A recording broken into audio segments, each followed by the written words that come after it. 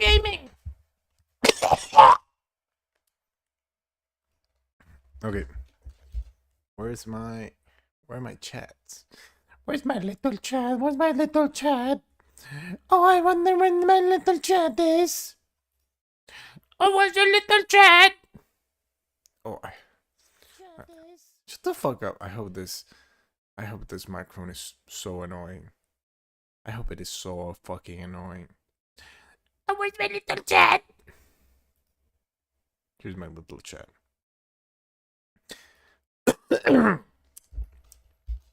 I hope every stupid soul that comes across this fucking stream finds the microphone so annoying. Now I'm high quality annoyance. It's just the worst. So awful. What the hell is this? Oh. I hope all of you are so fucking annoying. Oh my god. Give me my chat. Spell crap. I'll get back to spell crap. Alright. We're gonna be doing some cringe 3D. And we're gonna be listening to ContraPoints. Hell yeah. I was just doing this. I thought, why wouldn't I just do Epic Stream right now? Why wouldn't I just fucking steal this epic content?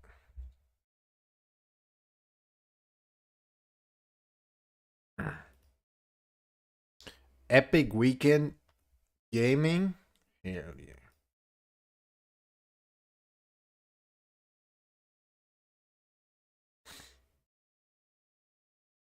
Okay. Where's this?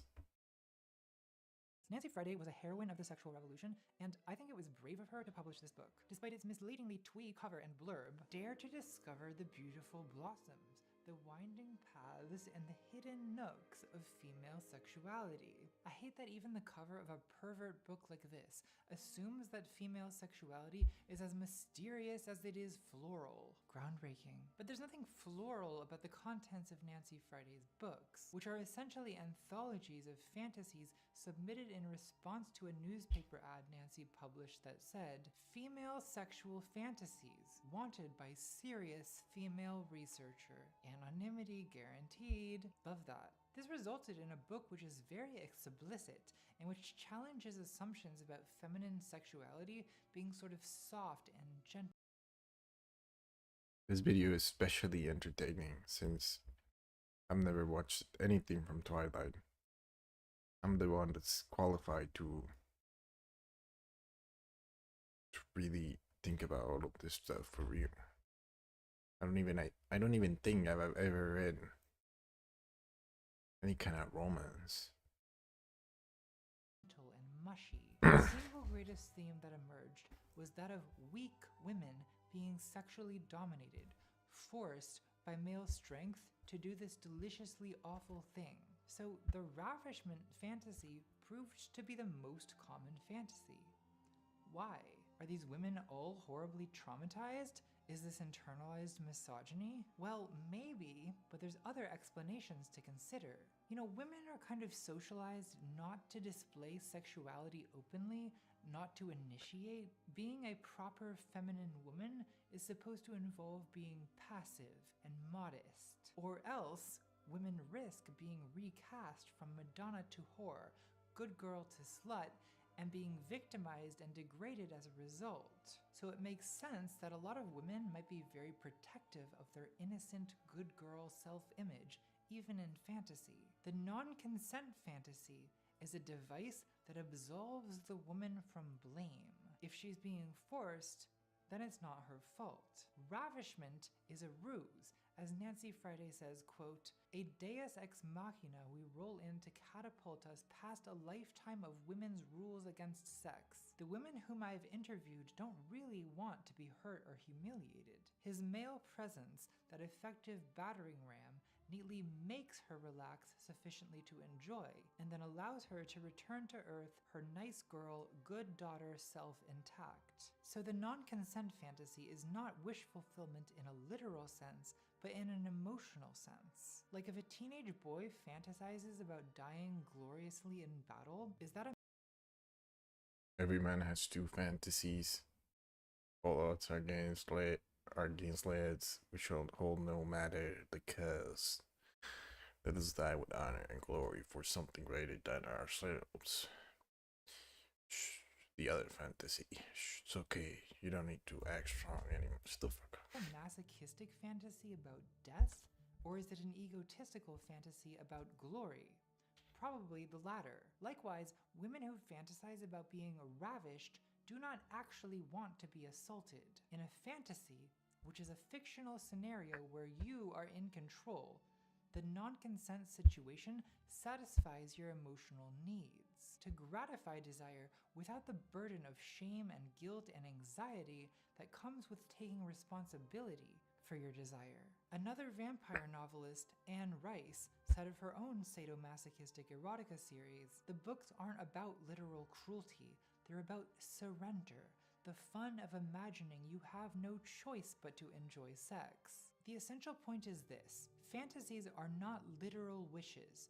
Fantasies construct situations where emotional needs are met and inhibitions to pleasure are removed. So for example, in a fantasy where the dangerous alpha male is the aggressor, the woman remains innocent. The bad boy is bad so that the good girl gets to stay good. We could call this disavowal, the process of constructing fantasy situations where your desires are gratified without having to assert or even having to acknowledge the desire. Non-consent fantasies are one ruse of disavowal, but fantasy is infinitely creative in constructing these devices. Remember the cuck tent. Bella's a good girl who would never consider having a threesome, but it's dangerously cold. I guess we have no choice but to huddle for warmth. Disavowal. Me and Draco got detention in the Forbidden Forest, and we had to camp out for the night, but there was only one sleeping bag. Guess we have to share it. There's a million fanfiction and erotica tropes that are basically variations on this ruse of disavowal. For example, sex pollen. Aliens made them do it. Hypnosis. Mind control. Non-consent. Dubious consent. Mate or die. Pon far. Forced feminization. Hermione is an Omega in heat, and Draco is the only nearby alpha. The continued popularity of these tropes demonstrates to me that erotic disavowal fantasies are not just a relic of a past age of bodice rippers and sexual conservatism. I don't think that women today are much more liberated than Nancy Friday and Anne Rice. Like, where are these liberated women? Maybe in Europe? Look, I don't know what goes on over there in Pervoslavia, but here in America, we still believe in a little thing called sexual repression. Like, if you look through fanfiction platforms like Wattpad and AO3 that host erotica mostly by women, submissive fantasies are still pretty standard. My mom sold my virginity to One Direction. I also see disavowal at work in the infamous rescue virginity to One Direction. I also see disavowal at work in the infamous rescue fantasies in Twilight. Bella is walking the street alone at night when she's menaced by a gang of thugs apparently ready for a bit of the old ultra-violence. But at the last minute, Edward sweeps in his battle Volvo and saves the damsel. Likewise, at the end of the first movie, there's a snuff film scene where the evil vampire James intends to suck Bella's blood and make some kind of smut film out of it to torture Edward with. This very eroticized violence is interrupted at the last moment when Edward replaces the assailant and Bella is rescued instead of ravished. You can try to suck the venom out. No, I won't be able to stop. Find the wheel. I see this as a kind of double disavowal. It's a non-consent fantasy that's transformed into something more morally acceptable. A rescue fantasy. Rescued damsels are a common erotic myth. In the story of Perseus and Andromeda, Andromeda is a naked woman in bondage, threatened by a monster, but saved at the last minute by Perseus thrusting into the rescue with some kind of phallic weapon. In rescue fantasies, the thrilling possibility of sexual violence is raised only to be disavowed at the last minute by the rescue. But it's not just women who disavow desire. The rescue fantasy is also appealing from the perspective of Perseus, who gets to feel strong and important and heroic, while also, getting to spend time around a naked woman in chains.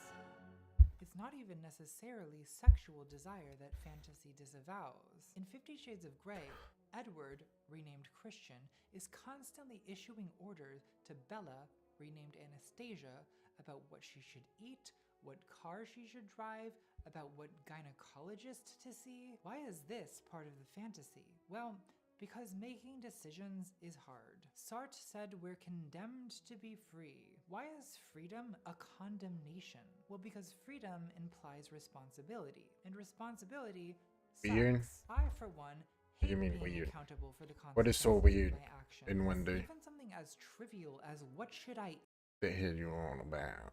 The hell you trying to say, Ranger boy? eat today is a decision fraught with moral quandaries and body image issues and You, Linky? Welcome, Linky man. Music?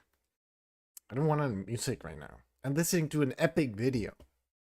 I'm listening to epic funny video from Epic Funny counter the contra Cobra points. contradictory nutritional advice. Cobra coming at us from time. all Cobra point time. angles. Isn't there something relaxing about a competent person just telling you what to do? I will so listen you to don't have it to worry about once we're finished with this video, which lasts 1 hour and 50 minutes more. This video will last more than 2 movies. it. Disavowal is a useful ruse for indulging in all kinds of guilty pleasures. In More Linky, can you stop?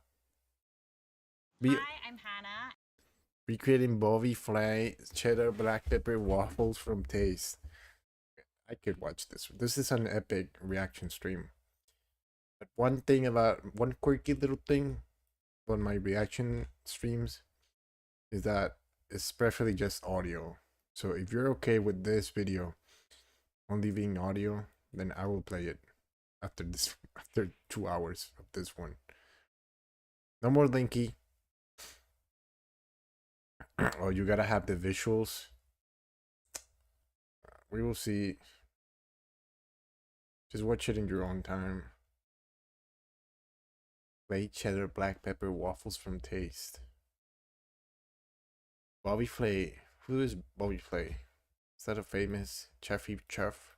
50 Shades, Christian is constantly Have you watched Twilight? Innuendo's the kind of guy that would really enjoy Twilight, probably be like super Edward team. You would love Edward.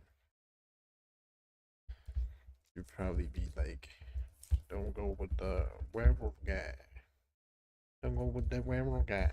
Everyone just like so sexy. Everyone like so epic. He's like the vampire from World of Warcraft. I've seen Twilight. Shake my head. Well, me neither. lavishing extravagant Can I be honest with you? Not if this means you're gonna be racist. Otherwise, whatever. gifts on Go Anna. ahead. He buys her a computer, a car, first-class plane tickets, and Anna constantly protests because Don't go with the werewolf, Bella. Don't go with the werewolf. she knows that it's gauche to accept expensive gifts from your billionaire boyfriend like some kind of kept woman. But Christian insists, oh well, I guess I Okay, better not say anything. Shake my head. have no choice but to fly first class. The function of disavowal in fantasy is that you get what you want without the indignity of having to ask for it, or even against your will. In Twilight, Bella hates birthday parties and presents, but they're lavished on her anyway. Edward's fashionista sister Alice is always feminizing Bella, ordering her to wear high heels. And Bella's like, no, stop. I wear flannel and drive pickup trucks. I'm totally butch. But clearly, she's into this forced feminization, this de-butching. Bella is adamant she doesn't want a fancy wedding, but Alice insists, so there's a fancy wedding. Obviously, Stephanie wanted there to be a fancy wedding, but you know it. So what am I hearing right now? Other than you drawing? Right now, the video was mostly about how even if Twilight has problematic things, like the guy is like the guy said like outright just murders and like very creepy, like stalky and just weirdos. Uh, like the characters don't need to be morally correct, morally righteous to be for the media to have like value. Like it's a fantasy. There's value in like the way it's filled with shitty things. It's in Twilight about vampires and werewolves. Isn't that normal? What do you mean normal?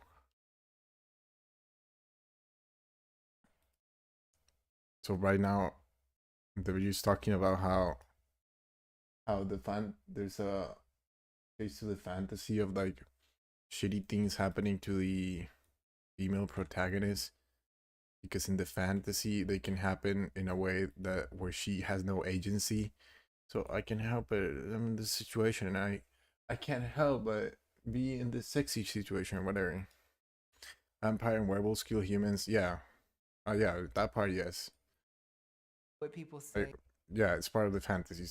That's also kind of the part of the argument to enjoy the fantasy. About women who want fancy weddings. You know, so there was an interesting point in like all of the speech about how it's okay for these books to be this way or whatever, or it's problematic, seems like to be in the same kind of speech category as like controlling what women are supposed to consume, or like the way they have to be thinking about stuff. Divas. Oh, I have to, bro, it's epic art time. Epic art time. I haven't shown this. Look at this little horse. Spend a little bit of time doing more traditional stuff. Cool. Super fairy. The Euro is more fun. Epic horse. You. Base. Bridezillas. Not a cute look. So thanks to Alice, Bella gets to have a fancy wedding without the indignity of having to want. Is that bit comfy? Not really. It's a mess, and it's that comfy. But I don't care. I could sleep on the ground. I don't really need that high level of comfiness.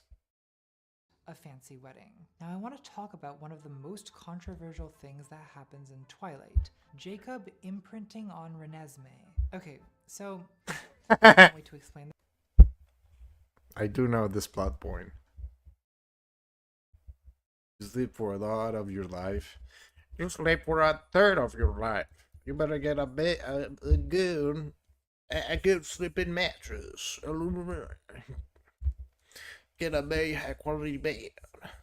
If you're gonna spend money, spend it on the place you're gonna be sleeping a third of your life. Are you a fucking salesman, Innuendo? What the hell? Stephanie introduces into werewolf. Do you know this plot point, Innuendo? Do you know that in the Twilight, the protagonist has a baby with the vampire, and then the other guy that used to be in the love triangle, then like wants to have sex with her baby. Lore, the notion of imprinting, a kind of lifelong limerent fixation. As a baby, I think he literally sees the baby that is like half a year old, and he decides that he's gonna fuck that baby. I don't know if it's when it grows up. I don't know. Like, I think imprinting is like he sees the baby and he already chose that when it grows up, it's gonna be his like partner. It's soulmates, basically. In Breaking Dawn, Bella gives birth to a vampiric baby whom she names Renesmee. Yes, it's very funny. When it's a baby, I think it is when it's a baby. Let's all laugh. So Bella essentially dies in childbirth, and before she's resurrected, Jacob decides to murder Renesmee, the baby, as revenge for killing Bella. But when Jacob sees Renesmee, he imprints on her, the baby, essentially falling in love with this infant. Now, I think this is amazing, but everyone else seems to hate it. That is insane. And it is problematic, but I don't think it's like completely out of the rest of the narrative. Like everything's so fucking wonky and crazy. It's not like a crazy leap. It's not like it was like already completely morally broken. I didn't know that. I will not force myself to forget this. Printed on my daughter? It wasn't my choice. She's a baby! Why would Stephanie write such a thing? I think Jacob imprints on Renesmee because Stephanie is unconsciously both Team Edward and Team Jacob. Yeah, he wants the werewolf guy to have some kind of a chance, even if him just fucking her reincarnated baby or something. Everything that went into Twilight was unconscious. I mean, it's not that subtle. You can love more than one person at a time. Don't make me choose. But obviously Bella can't be polyamorous because Stephanie's books have a lot of innocence. That's the sort of world she lives in. So imprinting on Renesmee allows Bella to secure monogamous ties to both Edward through marriage and to Jacob vicariously through her own daughter, thus roping Jacob into this subtextually polyamorous family. We're all gonna be together now. So should I start calling you Dad? No. I'm not saying you have to like it, I'm just saying That's a real scene. Bro, what the hell?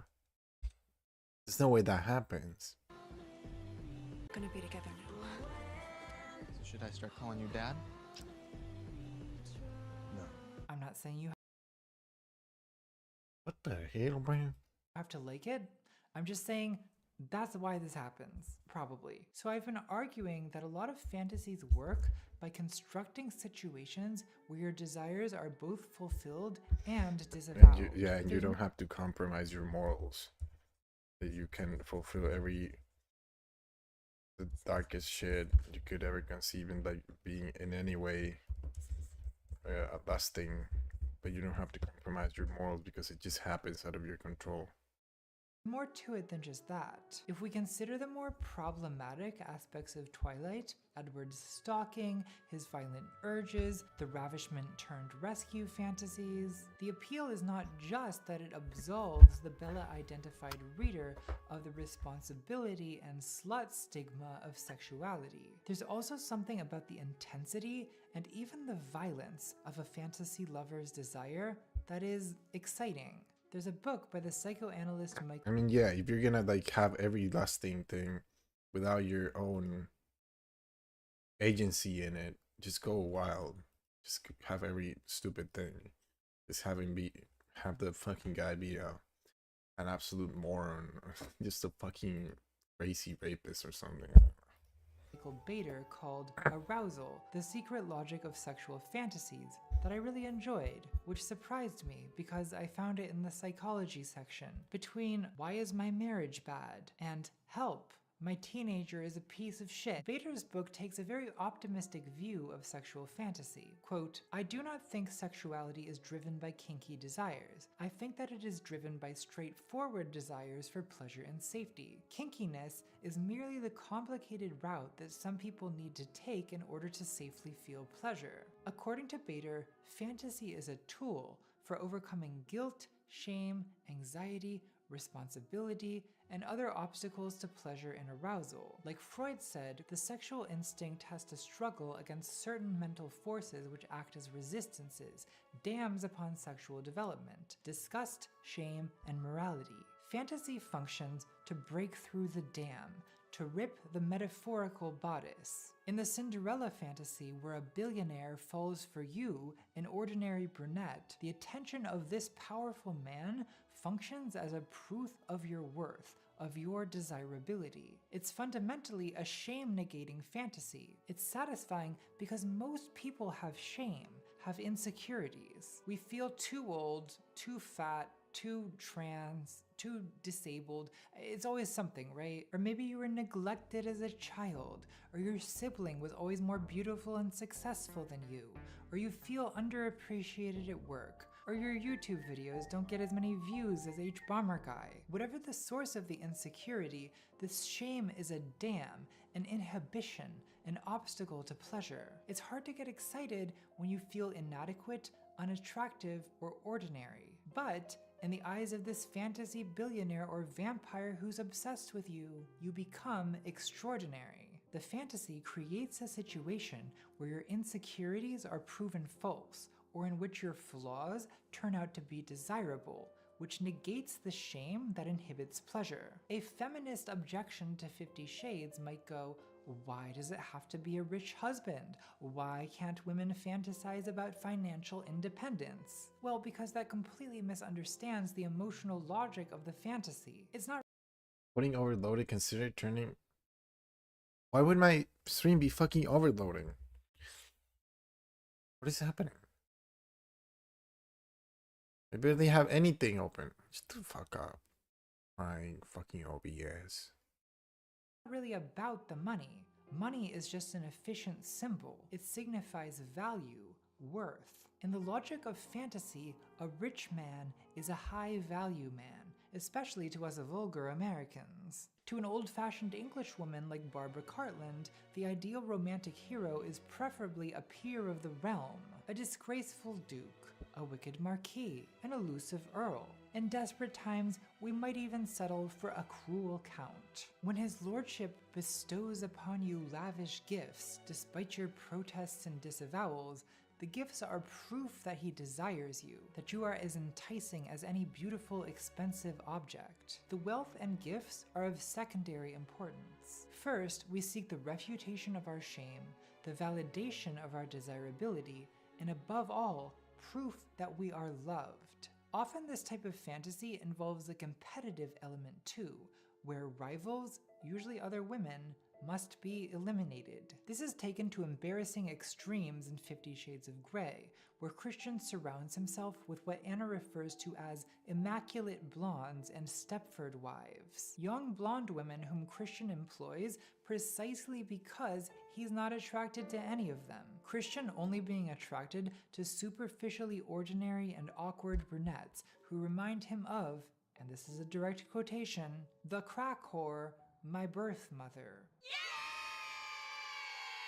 Anna also has the satisfaction of humiliating the attractive blonde architect Christian hires to design their house, and at one point she throws a drink in the face of Christian's childhood seductress, who, yes, is also blonde. He's not capable of marriage. In Twilight, Bella is a superficially ordinary and awkward brunette who is frequently jealous of Edward's blonde bombshell sister Rosalie, as well as the Denali coven of vampires, blonde vixen Zal, to whom we are assured Edward feels not the slightest twinge of attraction. My point is that this need in fantasy to cancel out every other attractive woman has the same meaning Anna Freud attributed to a female patient's fantasy. Father I did this wrong. loves only me. And the fact that the men in these fantasies are often substitute father figures is a fact so obvious that it hardly warrants mentioning. I know. I look hot.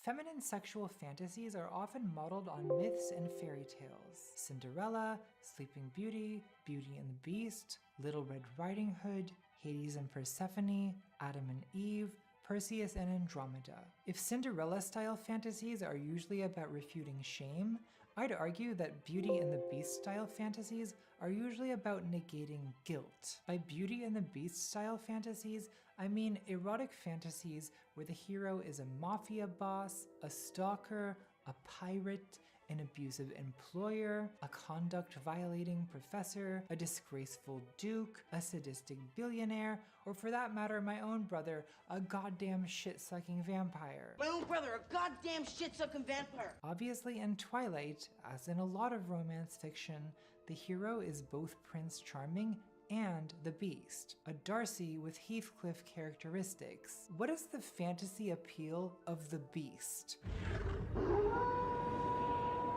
Why is he so sexy? Well, there's an element of selfishness inherent to sexuality, what Michael Bader calls ruthlessness. Quote, "Sexual excitement requires that we momentarily become selfish and turn away from concerns about the other's pleasure in order to surrender to our own." Women in particular often feel guilty about being selfish. They're afraid they'll take too long, or that receiving pleasure is one-sided. Maybe it's because women are told to be caretakers, to put other people's needs before their own. But in the fantasy where you've been tied up by Christian Grey, you have no say in the matter. You cannot be guilty because it's not your fault, and the selfishness of the Beast gives Beauty permission to be selfish too, to surrender to her own pleasure. Bader says, quote, "Sexual fantasies always find a way of turning the no of guilt into the yes of pleasure." A similar guilt negation is achieved by fantasies of anonymity, a mask. Wait. Why is it that I can't see? Why are you there? Let me. Oh, I know why. I know why. I know why. I understand. I know how Blender works. I know how Blender works. I don't remember. Hold on. The fuck? Why? Hold on. I'm bumping into some technical little technical issues.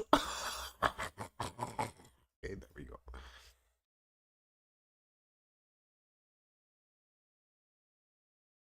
What the hell?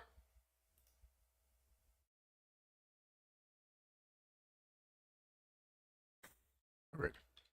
Now, oh yes, it's working. Oh yes.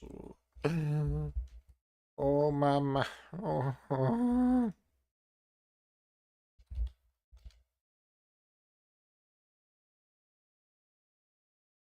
There we go.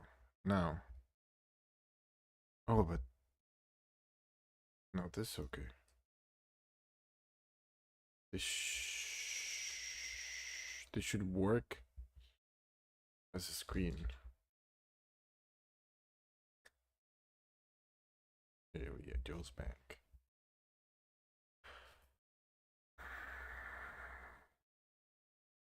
It should look like a screen.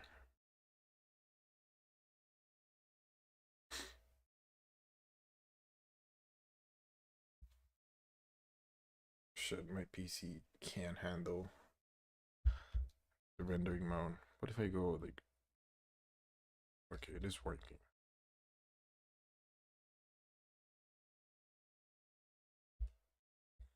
I gotta go to the bathroom. What if I go 0 here? I go like 100.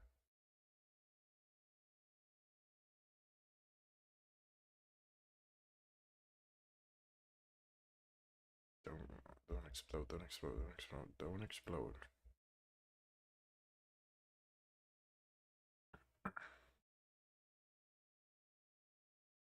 Is it the Señor Pelo everyone keeps talking about?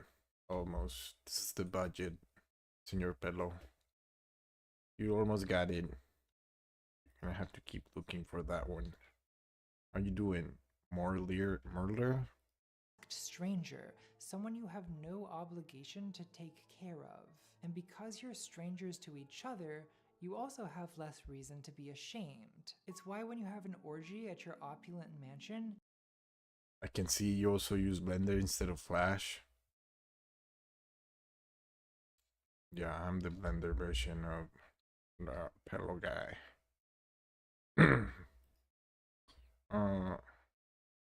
Okay.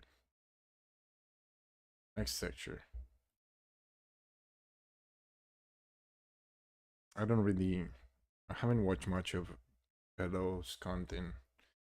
I just like when he screams. He has a very good scream. I appreciate that.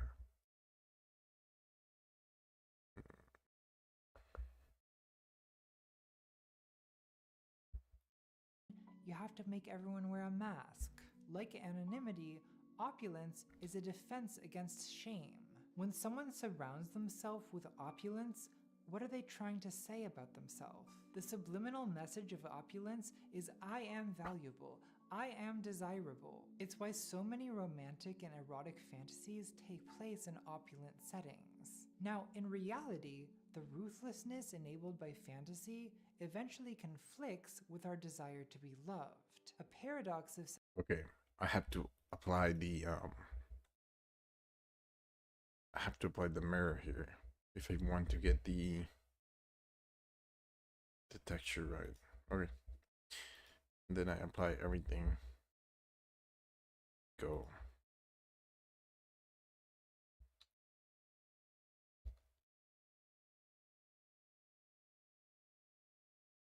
Hell yeah.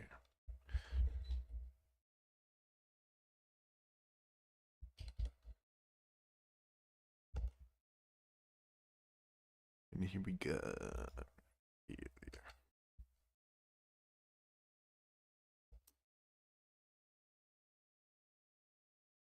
Let's go. Sexuality is that ruthlessness must somehow be balanced with tenderness. If you only use and objectify your partner, there can be no love.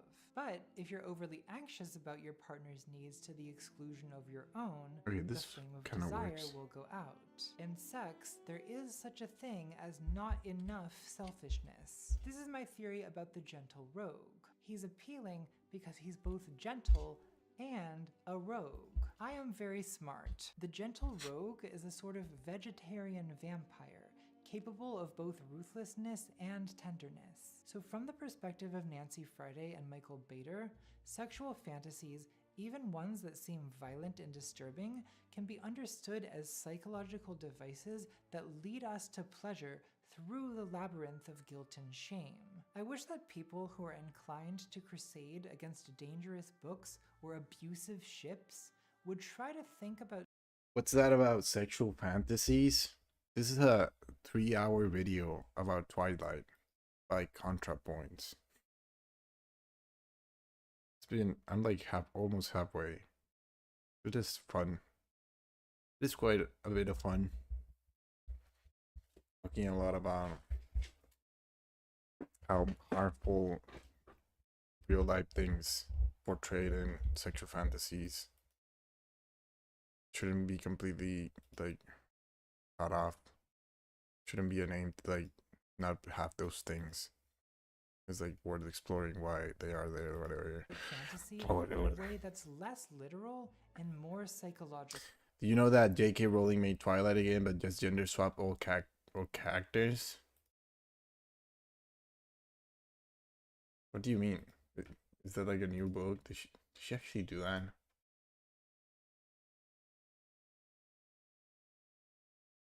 What is it called? Is this a real thing? I only know about the JK novel of like there's like a murder and they're like supposed to be like a transgender and it's supposed to be like problematic, but I wouldn't really know how bad it is. Like, do furries and Omegaverse fic writers normalize bestiality? No.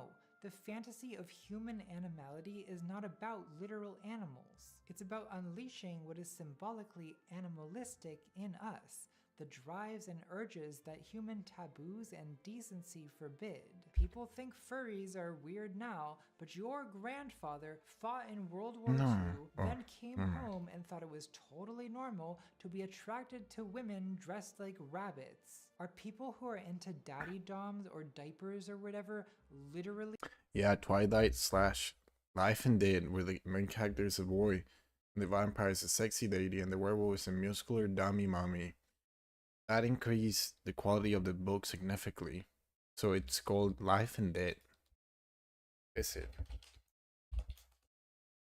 Dead. J.K. Rowling.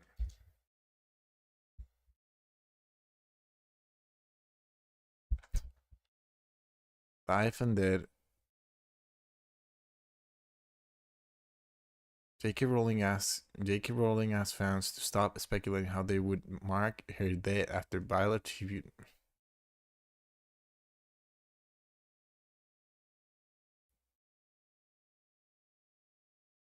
Not J.K. Rowling. Stephanie Meyer. Wait, Jesus, yeah. It wasn't J.K. Rowling. Jesus.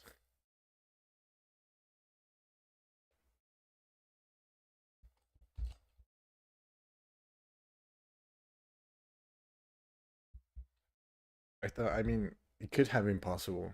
Like, J.K. has been, like, doing different books and shit. She could have done, like, a weird gender swap Twilight. Who knows?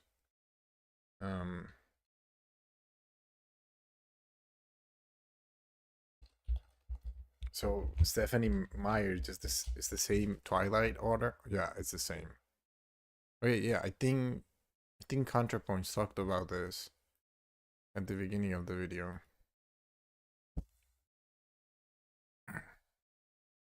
Normalizing pediatrics? Well, no. It's usually not about that at all. Age play is usually about fantasy regression to the social position of someone who has no responsibilities and needs to be taken care of. The fantasy or the roleplay scenario gives you permission to be taken care of.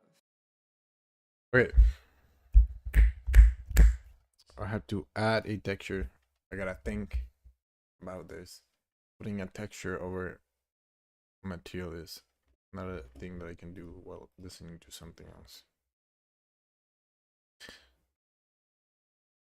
So we want to mix.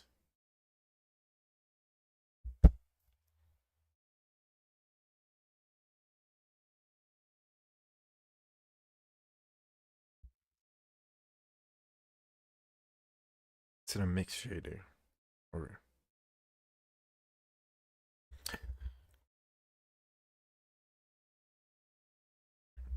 and now you want a solid.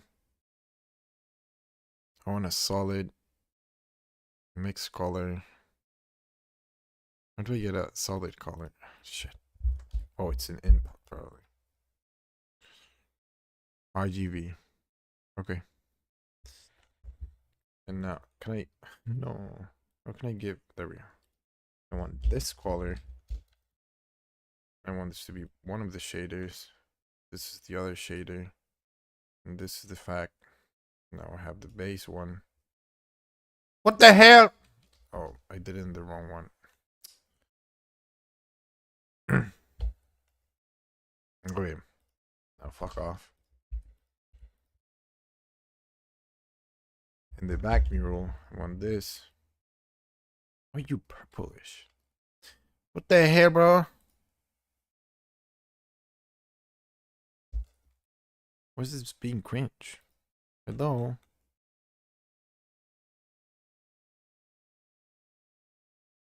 Am I insane?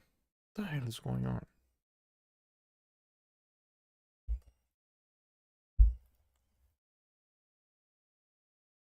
Is it the other way around? No. If I... Okay, it's not mix shader. This is just mix.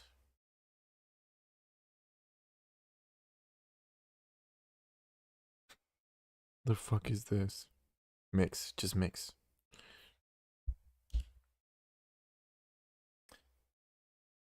B, A, factor, base color.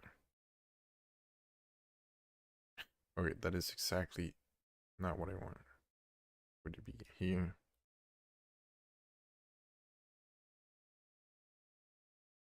No, not. Okay. What the fuck?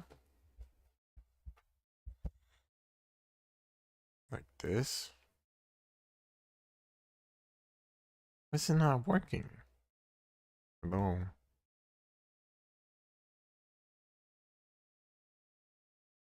Bro, what the fuck? Color. Oh. Is it color? Oh god.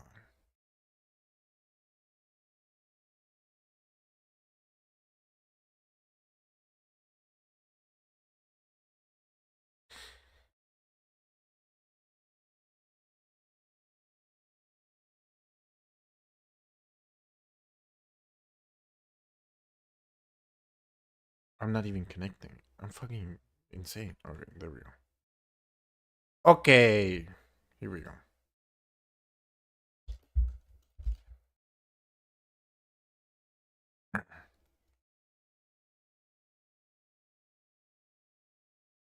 There we go. This is what I wanted. Okay, I gotta go to the bathroom. I will die if I don't.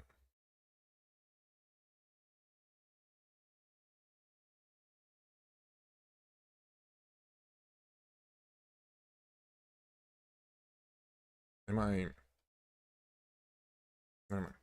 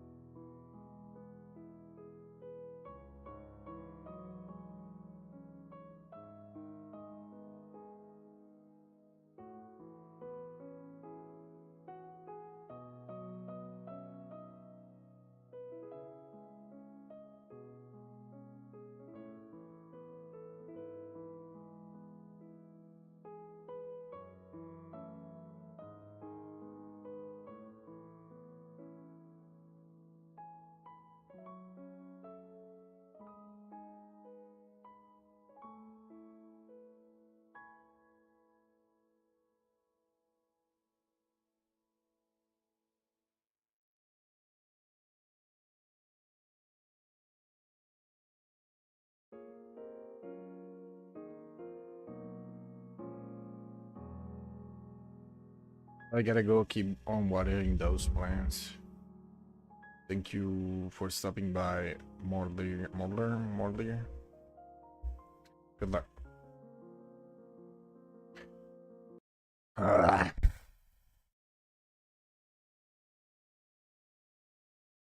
Edward Cullen's notorious "I like to watch you sleep" I like watching you sleep. feels creepy to a lot of people. And fair enough, creepiness is subjective. But I feel like you can find Edward creepy and still understand that for Stephenie Meyer, Twilight is not an expression of a literal desire to be stalked by creatures of the night. The fantasy is of a protector watching over you, a witness, a guardian angel. Like when you're a kid and you want your mom to stay in your room with you until you fall asleep. I wish that I could fall asleep with a vampire watching over me, talking to me, and she's saying, "Baby, mommy loves you. You're a good baby. I don't blame you for what happened to this family. You're just a baby. You had nothing to do with 9/11. In 2015, radical feminist Dr. Gail Dines, the quote, world's leading anti-pornography scholar and activist, according to her website, led a boycott of 50 Shades of Grey using the hashtag $50 not 50 shades, encouraging people to donate to battered women's shelters. Look. What if I make this like way higher?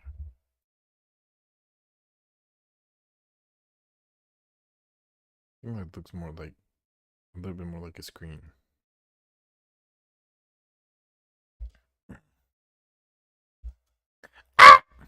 Okay, there we go.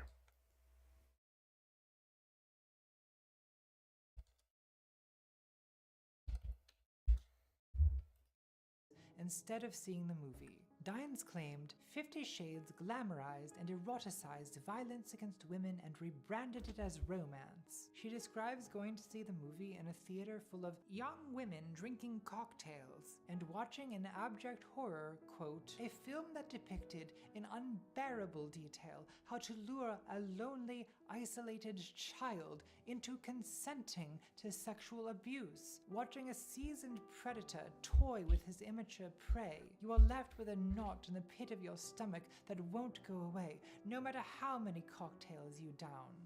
Gail? It's Twilight fanfiction.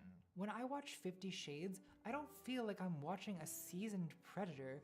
I feel like I'm watching a woman's fantasy. Because I am. And if people like Gail Dines are too obtuse to notice the difference, that's kind of their problem.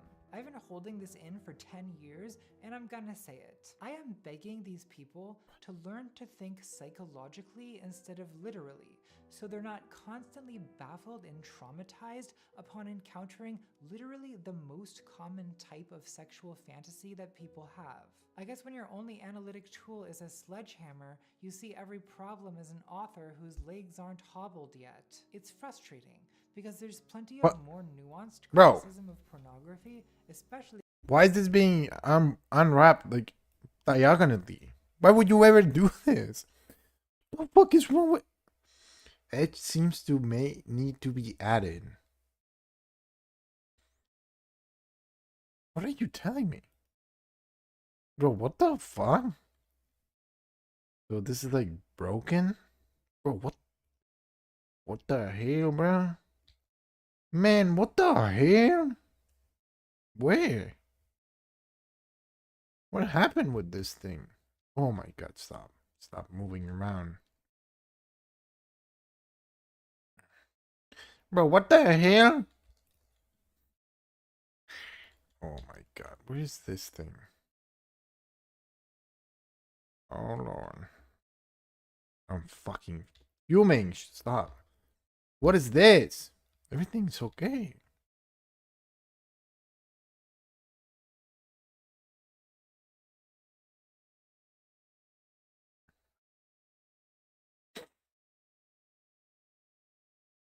I'm confusion.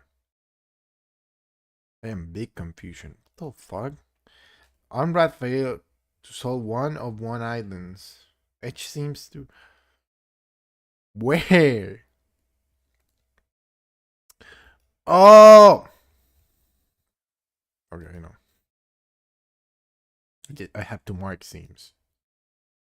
Just thought the seams would be automatically marked. Just fucking do this thing.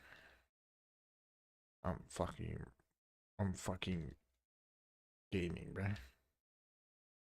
Stop. No. No, not there.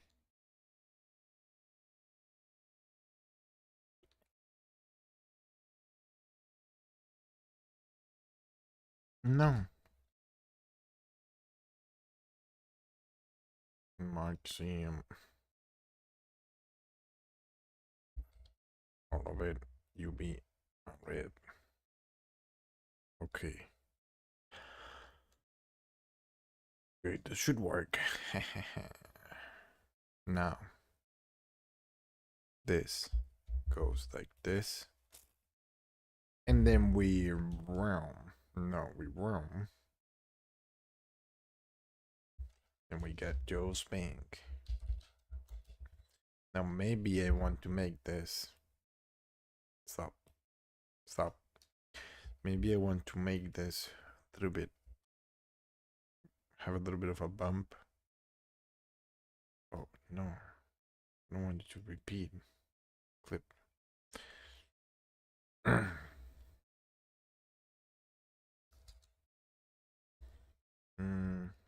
Where's the one scene where this is visible? One of them would be here.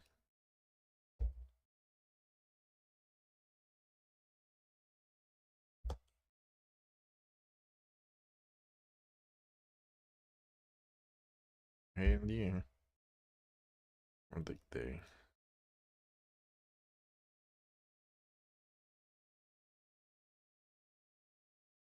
There has to be one more. Guess this one also.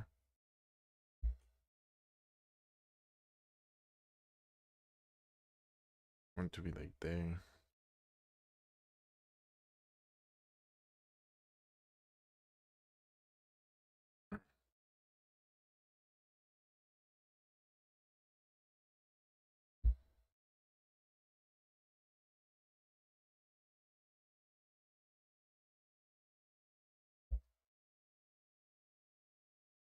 I want this to be in the shot here. Also, that kind of works. Maybe make it even smaller.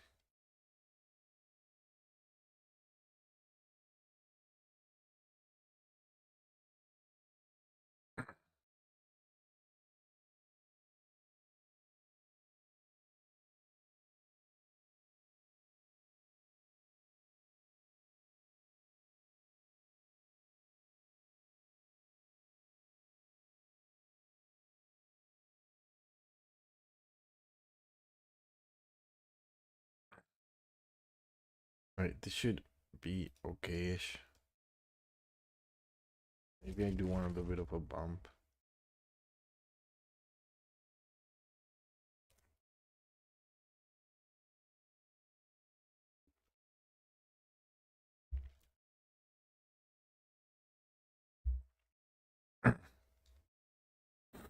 Kind of funny how cheap it looks without a bump. Maybe I'll keep it this way. Who knows?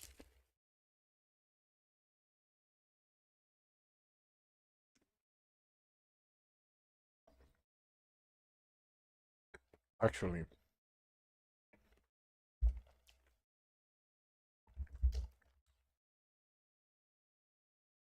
there's like exactly one video, one tutorial. That would let me know how to put on a little bump. Blender.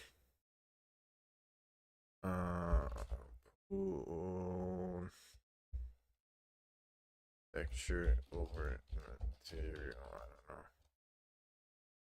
This, yes. Overlay. Shader. and then I'm going to Control, Shift, and select the Mix RGB to preview it. Now with this metallic value, I don't actually need to use color data. I just need to use black and white data to tell it where it's going to be metallic and where it's not going to be metallic. So I don't need to plug the color into color 2.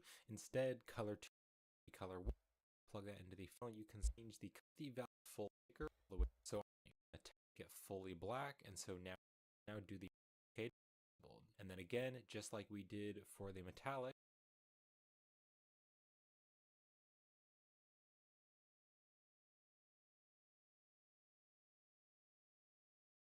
Now there is one that I want to show you, and that is the normal. So if I zoom in here, you can see that this icon, it has all those little bumps and stuff from the old iron material. But because this is an overlay or a sticker on top of the metal, I don't want the sticker to have all of those bumps right there. So what I'm going to do is I'm going to bring the normal map node over, and then I'm going to take the mix right here, the mix RGB, and I'm going to press Shift D to duplicate. So Shift D to duplicate, and we're going to stick it right here after the normal texture. And then again, we need to use the alpha channel to tell it where it's going to be the normal map and where it's going to be the icon. So way up here, you can just drag out a wire from the alpha here, and you can drag all the way down and stick it right in here into the factor of the mix. So I can now just Control, Shift, and select the Mix RGB. And then I actually want to take color 2, and I want to make it fully black so that wherever that texture is, it's going to be fully black. So I can now Control, Shift, select the principled shader to preview that, and you can see that that sticker there is very flat. Now there is one more thing that you might want to do. You might want to add just a little bit of a bump there on the side of the sticker to make it look like it's popping out and make it look like it's on top of the metal. So if you want to do that, you can press Shift A, you can go to the search here, and I'm just going to add a bump node. So we're going to click on this bump node, and I'm going to drop this bump node after the normal map node. So oh my god. So much bullshit for this thing. Oh god. Alright. Bump. Can I just add this? So the normal is going to go through the normal of the bump map, but we now have this extra height value that we can add data into. So right up here, I'm going to take the alpha from the Okay. So it's the alpha of the icon and the height. Is that it? This icon, and I'm going to drag the alpha all the way down here, and I want to put it into the height value of the bump. You can see right there on the side of that icon, Is that all that I really need? What if I just do this? Does that work? Kinda. I think that's enough. It looks pretty cheap. just has a little bit of a bump, and so it looks like it's popping out just a little. All right, and that is it. So you can see that now that it does look like that, right? I don't fucking.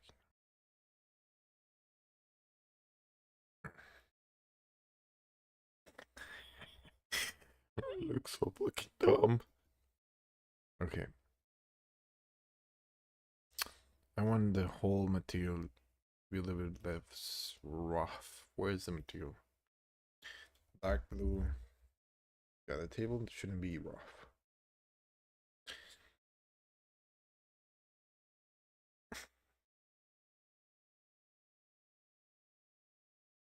The lighter, less.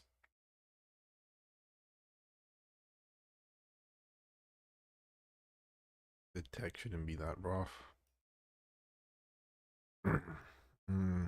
Dark blue. What is the dark blue? The top of that? Yeah. I think this is kind of okay already. Maybe this can be darker.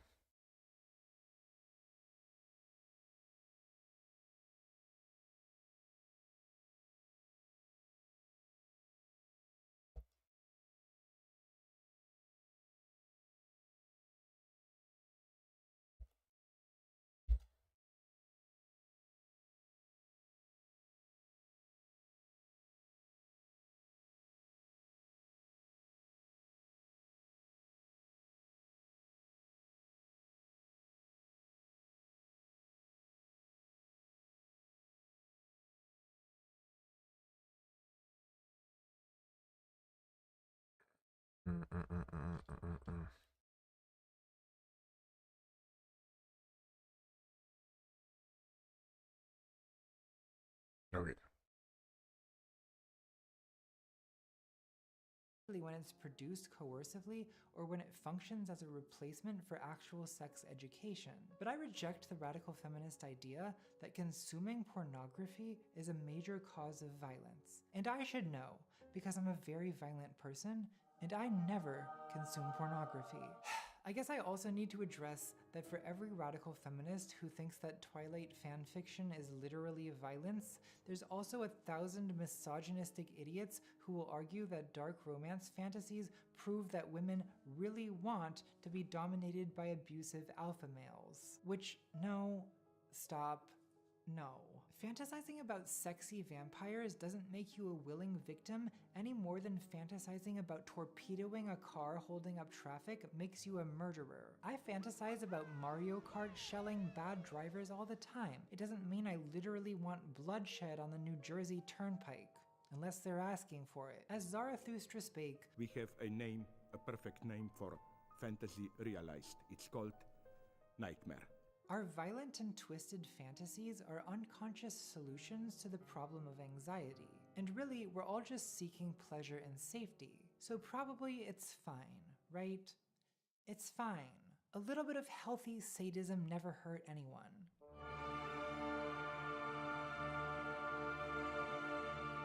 Part 4. Power. Is it really fine, though? We're not done. We're not even close to done. I'm just getting warmed up. What feels incomplete to me about the "it's just fantasy" argument is that Twilight is a fantasy, yes, but it's a fantasy that reflects something real about the sexual dynamics between men and women. I mostly agree with Nancy Friday's and Michael Bader's psychological analysis of fantasies, but psychology without material analysis of power fails to explain some important things. This becomes really obvious with sexual fantasies involving racial fetishism. For example, there's a chapter of Nancy Friday's book titled Big Black Men, which is exactly what it sounds like. The fantasies of white women who are turned on by an animalistic stereotype of black men. It's a racial fixation that's very much present as subtext in Twilight. I leave you alone for 2 minutes, and the wolves descend. Jacob is indigenous. He transforms into an animal. His last name is literally Black. We were great spirit warriors. They transformed to the powerful wolf. Oh god, are the werewolves Lamanites? I wasn't really conscious about this part. I didn't know the werewolf guy was supposed to be. Okay. Stephanie, I regret to inform you that the cuck tent is racist. We could try to psychoanalyze all of this, the bigness in question referring not just to anatomy but to the intensity of desire, the exciting taboo of otherness, animalization as a shame-negating device. And all of that may be true, but aren't these fantasies still a reflection and possibly a reinforcement of unjust political reality? In his 2016 essay, Decolonizing My Desire, slave play author Jeremy O. Harris describes his experience as a black gay teenager who became erotically fixated on white men, because to him, whiteness represented power and prestige. He concludes that by obsessing over white bodies and white validation, quote, I was failing to exist. I don't see myself as some kind of moral judge of who's allowed to fantasize about what, but I've noticed people are usually way less comfortable with fantasies rooted in racism than they are with fantasies about powerful men dominating submissive women. But is that justifiable? Have men not dominated women throughout history? Stephanie Meyer didn't invent this story about a male predator and his female prey out of thin air. Don't a lot of girls grow up being treated as a kind of sexual prey to male predators? Doesn't that have some kind of influence on the fantasies that women have? And can't fantasy sometimes influence reality? According to criminologist Scott Bond, the behavioral science unit of the FBI has concluded that serial killers program themselves in childhood to become murderers through a progressively intensifying loop of fantasy. I can confirm this. My question is, are fantasy power dynamics simply the result of political inequality, or is there something inherently vampiric about sexuality itself? According to Leopold von Sacher-Masoch, the guy who masochism is named after, I wish I could have a perversion named after me. According to Masoch, in love, one person must be the hammer, the other, the anvil. Is this true? Is sexuality always ruled by hierarchy, split into binary roles? Is there always a hammer and an anvil, a top and a bottom, a dom and a sub, a lover and a beloved? lion and a lamb? What a stupid lamb. Sick masochistic lion. In heterosexuality, the default assumption is that the man is the lion and the woman is the lamb. But gay people are hardly exempt from a Okay. I gotta consider if I need textures for the fucking environment. Polyhaven. 3 textures. Acids. I want textures. So the floor is never shown. Where's my thing?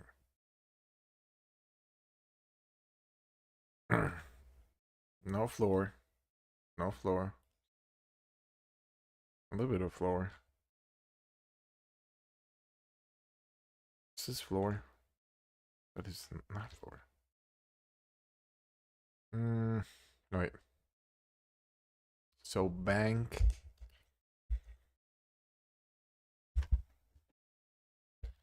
Bank. Whoa.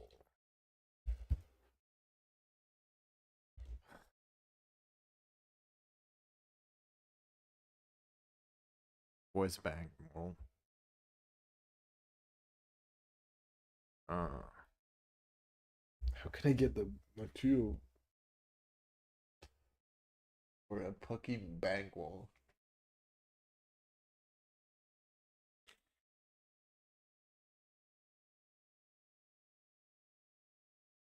Bank.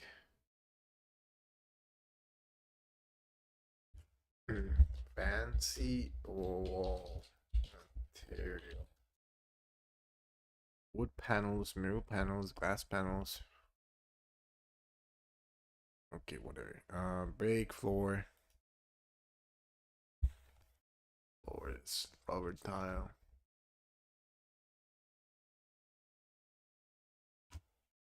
Guess I just have to fucking look at pictures of my banks.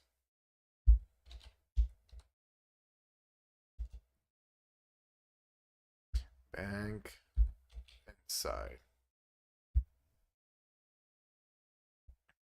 Shiny floor. The floor is. What material is this?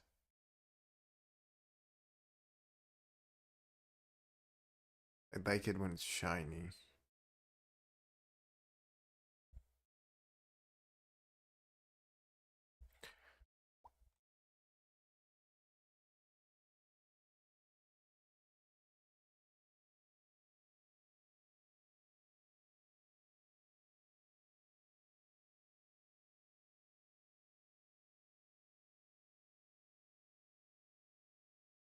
No shine. There was not a single shiny floor. Stupid ass.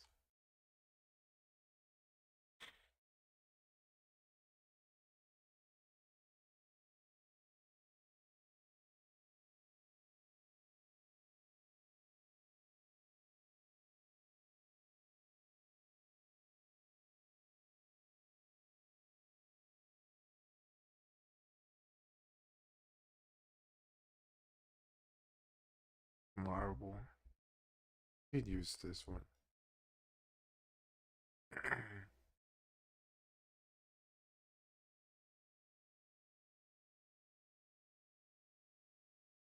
Board tiles.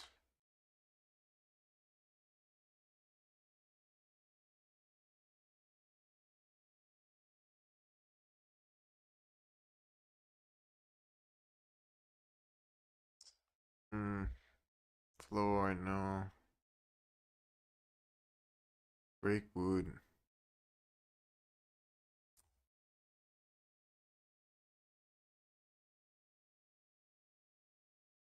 Plaster concrete.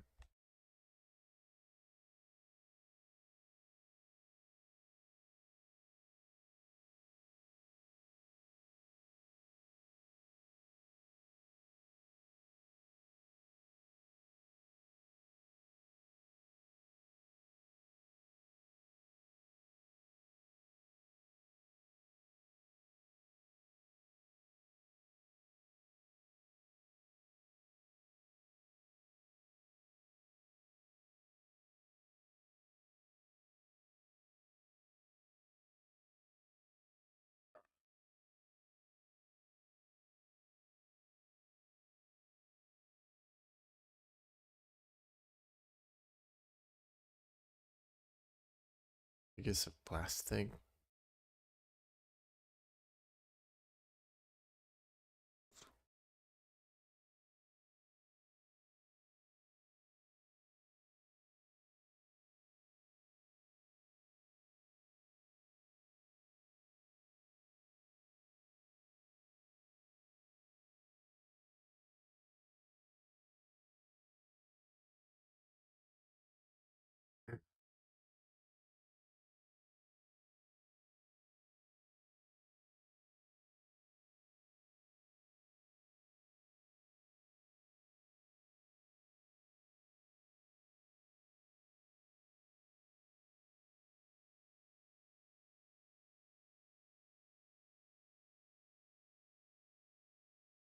There's nothing good.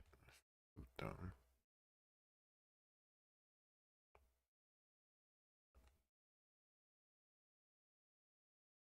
Wooden floor.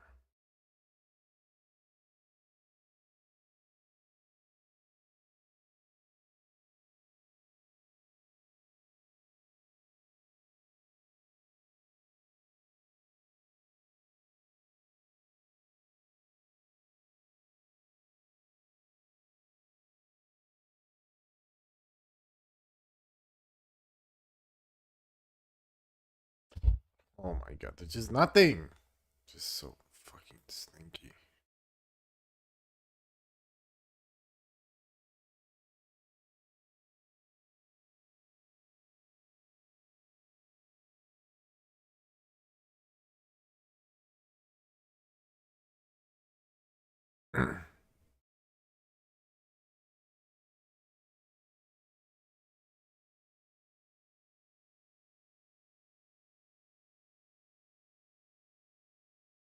Okay, whatever. Fuck this. One thing that I do need to do is making a chair for the other side. Aligning with these types of roles, top and bottom. Some people are born straight, and others have straightness thrust upon them. Let's call the situation Okay. default heterosexual sadomasochism, DHSM. Remember this, because I'm gonna say it a lot. DHSM. This division of sexuality into bipolar roles: masculine, feminine, active, passive, subject, object, lover, beloved, giving, receiving, pursuing, pursued, predator, prey, dominant, submissive, possessing, possessed, conquering, surrendering, penetrating, penetrated, voyeuristic, exhibitionistic, sadistic, masochistic. In reality, none of these roles are interchangeable or even necessarily correlated. Being masculine does not imply being a top, and neither imply being dominant. Masculinity is gender expression, top is a sexual position, and dominant is a role in a power dynamic. But in DHSM, these roles are assumed to be bundled together and assumed to belong to the sexuality of men. When I say sadomasochism, I don't just mean the narrow sense of enjoying or inflicting pain, but this whole dynamic of dominance and submission. Male dominance is so much the heterosexual default that female dominance, or femdom, is usually considered a kink. That is, it's considered deviant. DHSM defines heterosexuality as the dominance of women by men. Men who are perceived as submissive to women are sometimes called gay over such emasculating behavior as leaning towards a woman, pleasuring a woman, walking behind a woman, and holding the baby he sired with a woman. DHSM is woven into so much of our language about sexuality. Think about the implications of the term impotence. Literally loss of power, implying that phallic sexuality is fundamentally about power. There's a strong association between masculinity and predation. Meat is considered masculine. A feminine man is called a soy boy. Edward Cullen is a vegetarian vampire. He's vegetarian because without a guilty conscience, he would be incapable of love. But it's important that he be a vampire, because his bloodlust gives him his dangerous virile edge. I want my man to be a predator, not a cow, a lion, says a woman on Tinder who has traumatic experiences with vegans. Don't we all? Supposedly, men hunt while women gather, but in DHSM, women become the meat. Just looks at you like you're something to eat. In the sexual politics of meat, Vegan feminist Carol J. Adams argues for the interrelation of the oppression of women and the slaughter of animals. She wants to abolish both forms of cruelty from human life. God, you can't slaughter animals or objectify women? Well, what are men supposed to do for fun now? Women's bodies are discussed as flesh to be consumed, castles under siege, temples to be profaned. Her freshness seal is broken. She becomes used goods. Smut made for men tends to involve degrading women. Likewise, erotic media for women tends to involve themes of submission and surrender. Feminine masochism pervades culture. Lana Del Rey says, "He hit me and it felt like a kiss. He hurt me, but it felt like true love." Sylvia Plath says, "Every woman adores a fascist." From an egalitarian feminist perspective, it's troubling, concerning, that not just in fantasy but in reality, sadomasochism often reflects the social, political, and sexual domination of women by men. Historically, psychoanalysis considered default heterosexual sadomasochism the result of biological predisposition. Freud says, "The sexuality of most male human beings contains an element of aggressiveness, a desire to subjugate." Daddy, chill. Freud's colleague Helena Deutsch argued like What was that?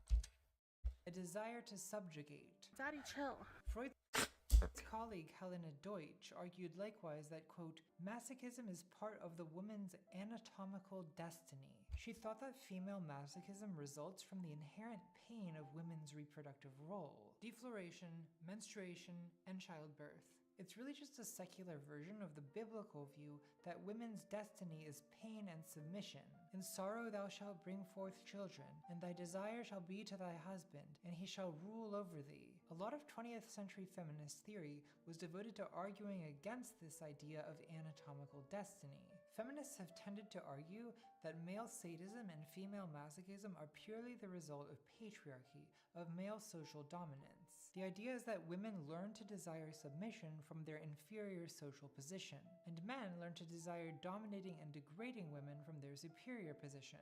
In the 1980s, a common radical feminist view was that male and female are not natural categories at all, but that they're constructed through violence and exploitation, analogous to bourgeoisie and proletariat.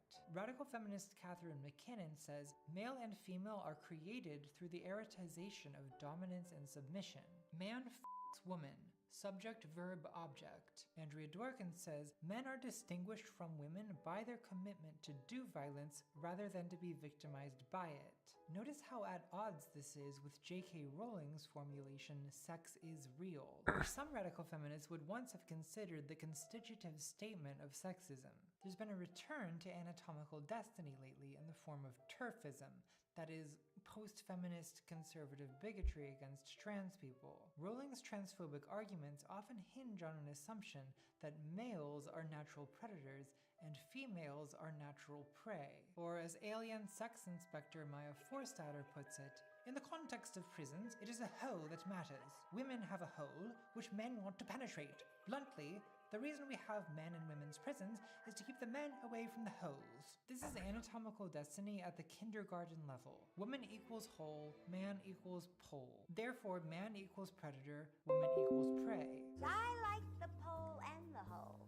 TERFs think the Omega-verse is real, that men are anatomical alphas and women are anatomical omegas. Stephanie Meyer takes a more gender-fluid view. In the introduction to Femdom Twilight, Life and Death, Stephanie says, "I've always maintained that it would have made no difference if the human were male and the vampire female. It's still the same story. And are there not male masochists and female sadists? Masochism is named after a man who once said, 'Nothing kindles my passion quite so much as tyranny, cruelty, and above all unfaithfulness in a beautiful woman. Send him to the cock tent. Send him to the tent of cuckoldry.'" Even if there is an anatomical disposition of men to sadism and women to masochism, disposition is not destiny. Both men and women are anatomically capable of being the hammer or the anvil, the predator or the prey. So I think that feminists are mostly correct to point to the history of male social dominance as the reason for default gendered roles. Until the Married Women's Property Act of 1870, English women were subject to a system called coverture, meaning that when a woman married, Her entire legal existence was subsumed under that of her husband, and she effectively lost the right to own property or make contracts. In the US, it was only as recently as 1974 that women won the right to open independent bank accounts. The same year they started having sexual fantasies. Amazing! So historically, the erotic and economic fates of women have been fused. It's the key to historical romance novels like Pride and Prejudice, where the tension is between Elizabeth's desire for a marriage of love and her economic need for a marriage of security. Incels like to complain about female hypergamy, and Mr. Bennet sits around making sarcastic quips about it. That's right, we're coming from Mr. Bennet in this video. Nothing is sacred. But women's preference for wealthy, powerful partners is the result of gender roles that make women dependent and subservient. Women are not biologically attracted to providers. Elizabeth and then Lydia are initially attracted to Wickham, even though he has no money. In Titanic, upper-class Rose is attracted to working-class Leo. In Wuthering Heights, Catherine is attracted to feral dog boy Heathcliff. And in Twilight, Bella is attracted to feral dog boy Jacob. Women are attracted to disempowered and impoverished men all the time. But because of their social and economic dependence, for most of history, a story about a woman who loves a lower-class man is not a romance. It's a tragedy. Catherine says, "It would degrade me to marry Heathcliff. If the boy is poor, there's no room on the door." So I'm prepared to believe that most of DHSM is the result of class struggle and not of genital anatomy. But either way, how do we explain male masochists? How do we explain gay or lesbian people who practice BDSM, or who identify as tops or bottoms? Why does there need to be a hammer or an anvil at all? Do we need sexual hierarchy? Can't we just have a sexuality based on gentleness and equality and humane democratic values? Well, that is exactly the question that divided feminists in the 1980s, a conflict known as the feminist sex wars. And I'm bringing it back. Let's have a feminist sex war. So look, I'm now going to try to fairly present the arguments of sex-negative radical feminism, which, fair warning, can be difficult to hear, because they're kind of saying that your most intimate desires in relationships are founded on violence and injustice. And I'm trans, so I'm used to constantly having to defend my sexuality, but straight people, this might be new to you, so strap in. You should put your seatbelt on. You should put your seatbelt on. Sex-negative feminism is a backlash against the sexual revolution of the 60s and 70s. The general idea of the sexual revolution was that sexuality should be liberated from marriage, from the state, from religion, and from the imperative to procreate. The radical feminist objection to it was basically that, in practice, the sexual revolution was only a liberation of men's desire to dominate women. Radical feminist Andrea Dworkin says, quote, "Freedom, that hallowed word, is valued only when used in reference to male desire. For women, freedom means only that men are free to use them." Sexual libertarians sometimes imply that sexual repression is inherently bad, but many women experience violence at the hands of men whose sexuality is not repressed enough. To those women, freedom of sexuality may seem less important than freedom from sexuality. Sometimes sexual repression is good. Freedom for the lion is not freedom for the lamb. The question is it possible to liberate sex without liberating violence? And for sex-negative feminists, the answer— Oh my god. How am I gonna 1, 2, 3, 4, 5, 6? Is there a way for me to get this chair to have fucking 4 legs? Oh, fucking crying. Oh god. Ah!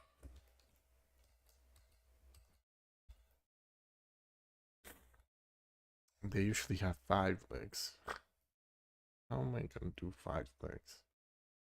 How do you do 5 legs? How do you do 5s? How do you count to the number 5?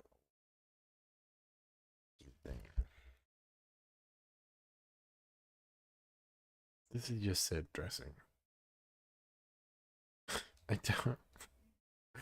This doesn't actually have to work, right? Can be 4. It can just be 4, and it can have the wrong topology. It can all be wrong. The fuck up. Just do it wrong. Do it all wrong. Doing it too wrong here.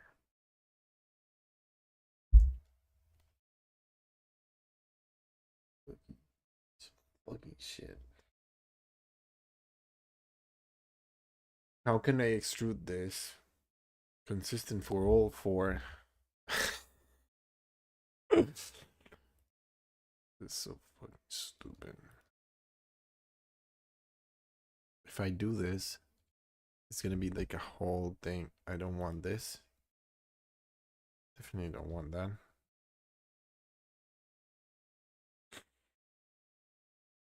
Why is it going only that way? What? Not how extrude works. Why doesn't it just go out? What are you fucking doing? Local, global, medium point. What are you doing? Bounding, median point. Oh god.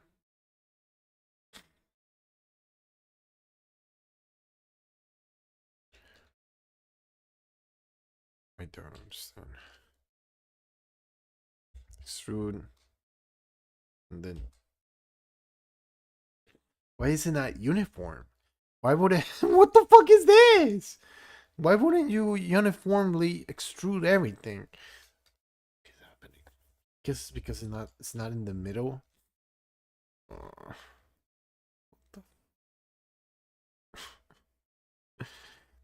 What the fuck, man?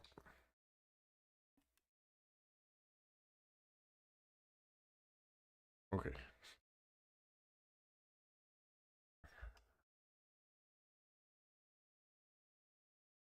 Just fucking fuck my ass.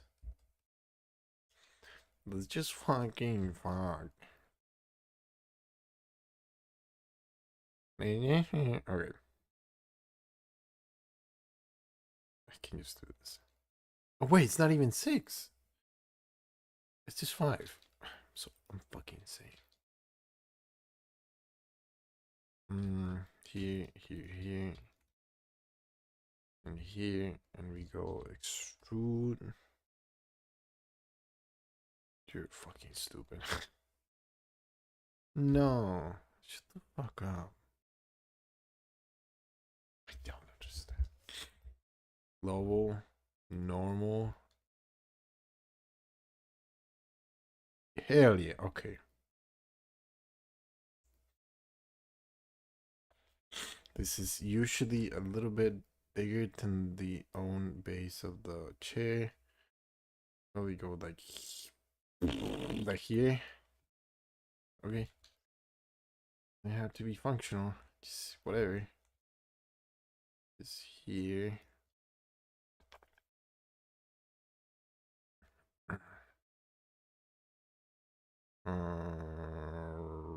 Local. Now make it like this. Are you ever happy? Where the hell is this coming from? Hold on, I have 2 minutes of ads. You would know this if you care about Twitch. You could go to YouTube. He's not listening right now. He's not even listening. He's too busy watching ads. He could just be on YouTube. And he knows he could just be on YouTube. He knows he could just watch this on YouTube. I don't actually know if the ads are better there. You know, he could subscribe. He could subscribe. He could subscribe. He knows he could subscribe. He knows.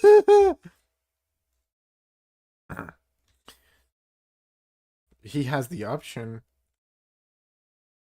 He could do it.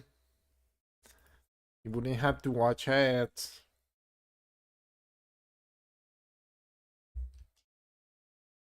Hopefully you tell me when you're back, Innuendo.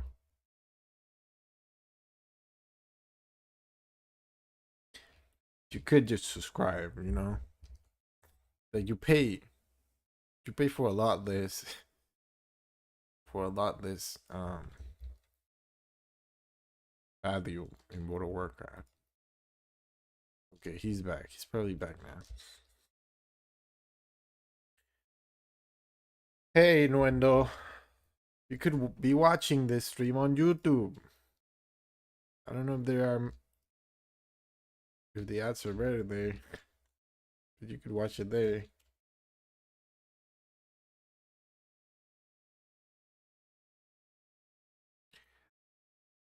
Are you here? Are you back from the ad country?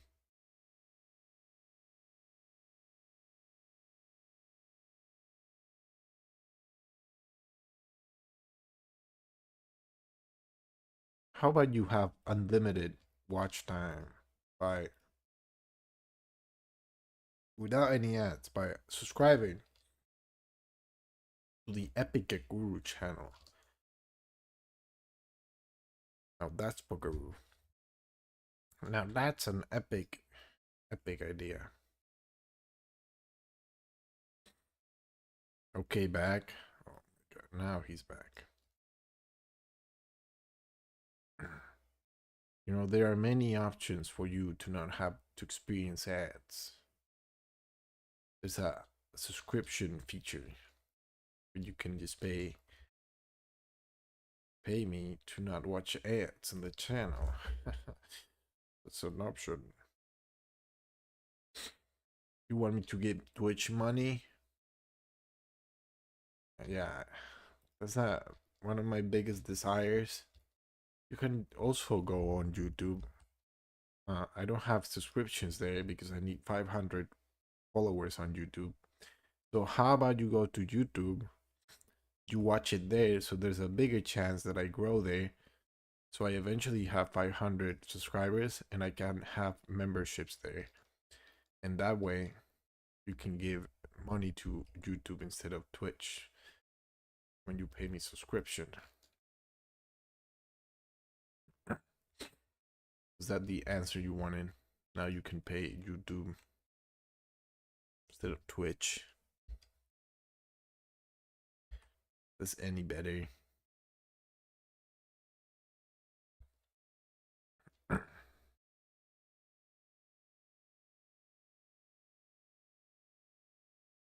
Sigma Bean using the mad emote. Is that emote is that a free access emote, or are you subscribed? Welcome Bean. Oh, welcome Gamer Bean. The Epic Gaming stream. How you doing? What are you up to?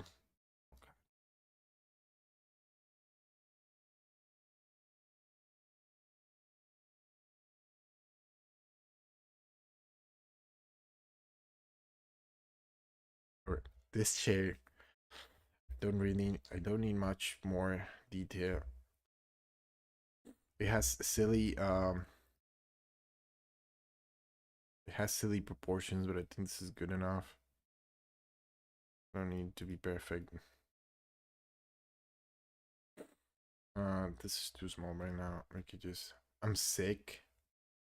I've been also kind of sick with a sore throat and almost like a little cold.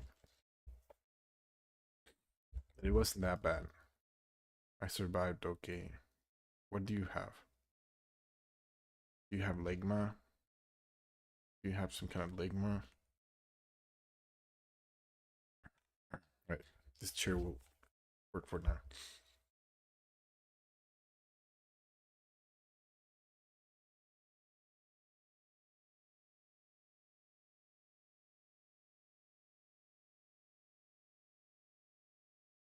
Back to the gaming.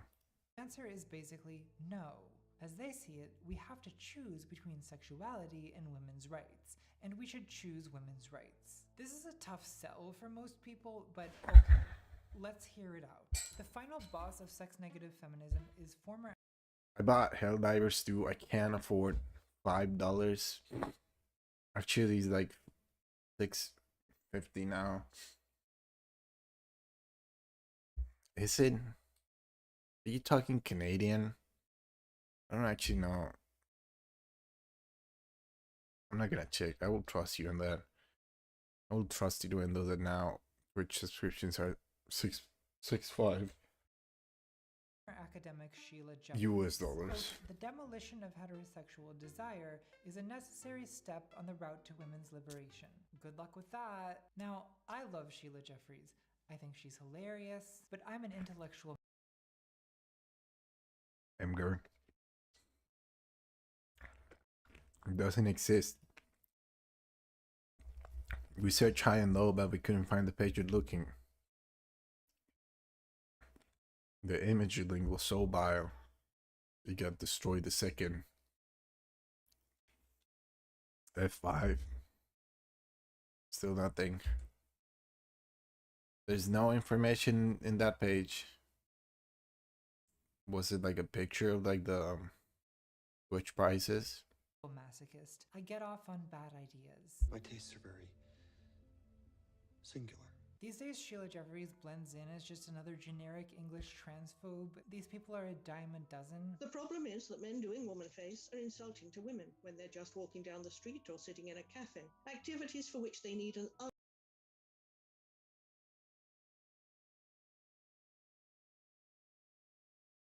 These images don't exist.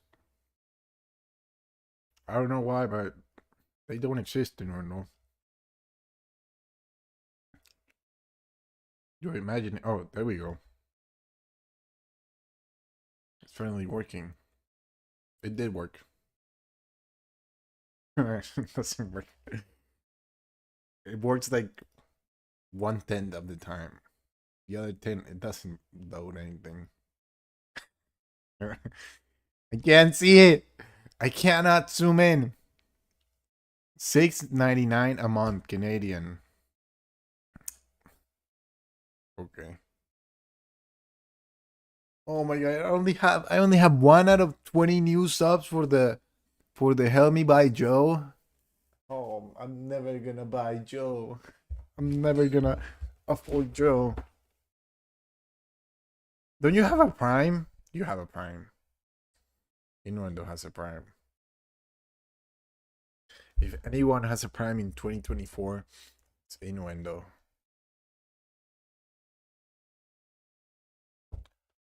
He loves stupid subscriptions. unwilling audience of women in order to get sexual excitement. No. She goes on podcasts and talks about how trans women are perverted fetishists, parasitically occupying female bodies, which, yeah, that is now the mainstream conservative view, so thank you for that, Sheila. Sheila Jeffries actually pioneered a lot of these transphobic arguments. She walked so that J.K. Rowling could run. Give the devil her due. Sheila's 2020 autobiography is titled Trigger Warning, which should give you some idea of where she stands in the current culture war. Like a hack comedian who hasn't been funny in 30 years. I guess even lesbians aren't immune to boomer brainworms. Sad. But back in the 80s and 90s, Sheila was actually saying some genuinely subversive things. Not good things, but subversive. That quote about demolishing heterosexual desire is from her 1990 book Anticlimax, a feminist perspective on the sexual revolution, which is an amazingly bad book. Okay, I think the next thing I need to get done is making this keyboard. I need to make a keyboard texture. Oh god, this is gonna be awful.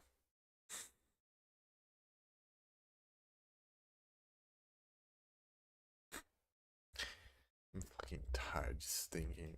Oh god. Should I just download a fucking keyboard texture?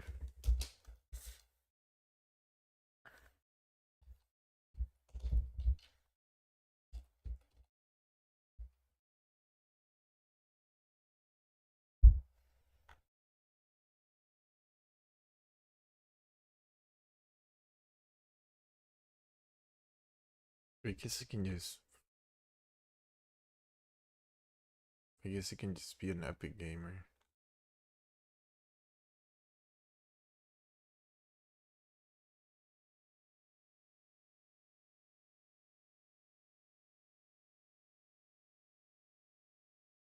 Okay, yeah. Fuck this shit.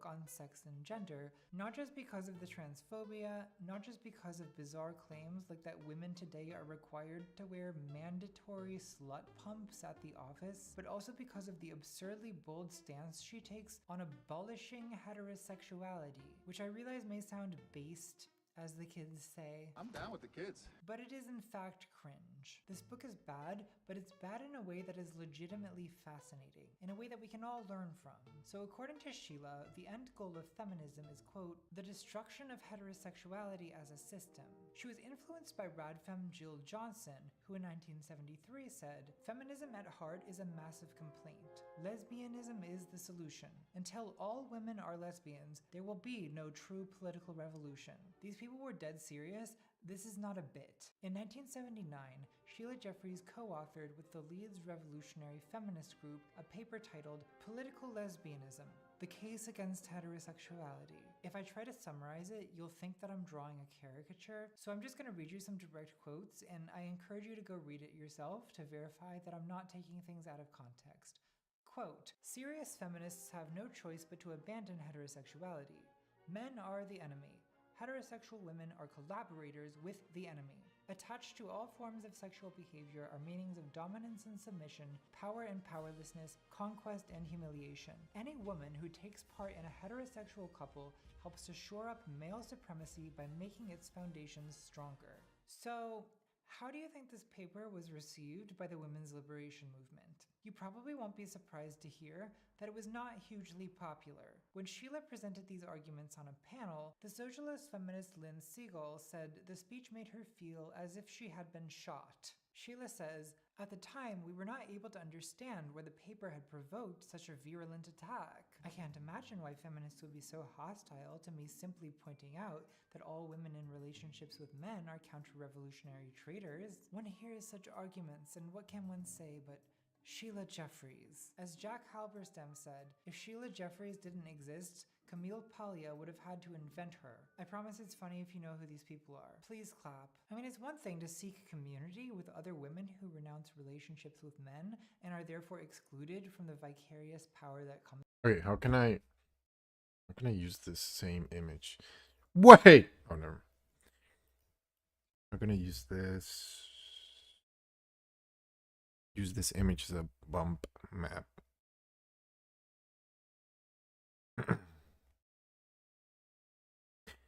My height, normal. Oh my god, it almost works. What the fuck is this? You! What the fuck did I just do, Scooby-Doo? Invert.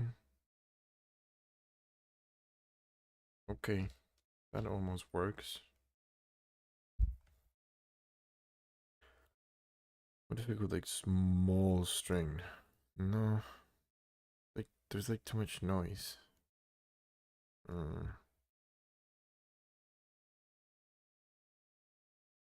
if I go alpha instead of?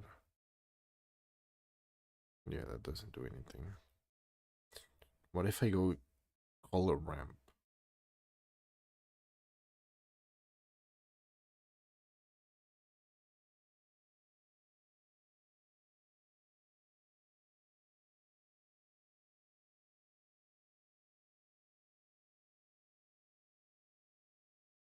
That is not doing anything. What the fuck is this fucking? No, doesn't do anything. You're fucking stupid. Okay, what if I... Okay. I go here, then I make this go here, and I make this go like here, and that doesn't do anything. And here, ooh, I mean, this can pass as like a piece of shit. I'm okay with this. It looks okay. Whatever. I'm fucking stupid.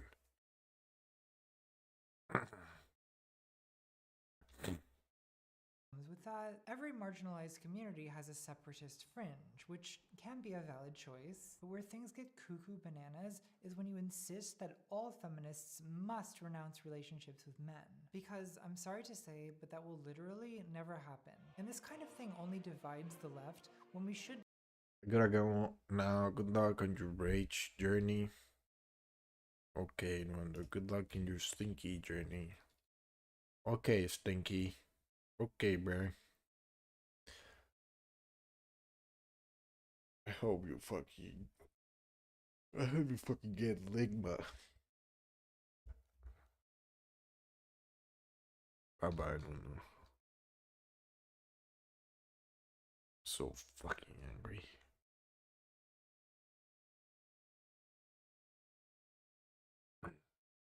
Right, anything else? Oh, I know what's next. I know what I have to do. No. I have to make numbers.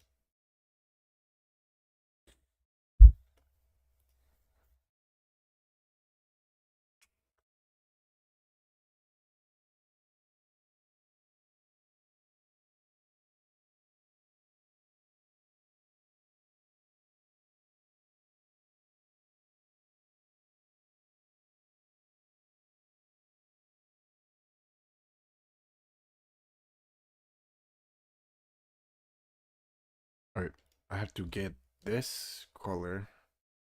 This one.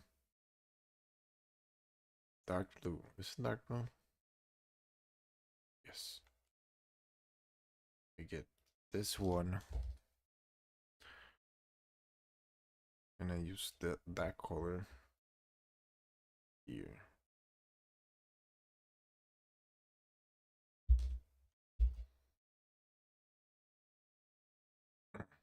No.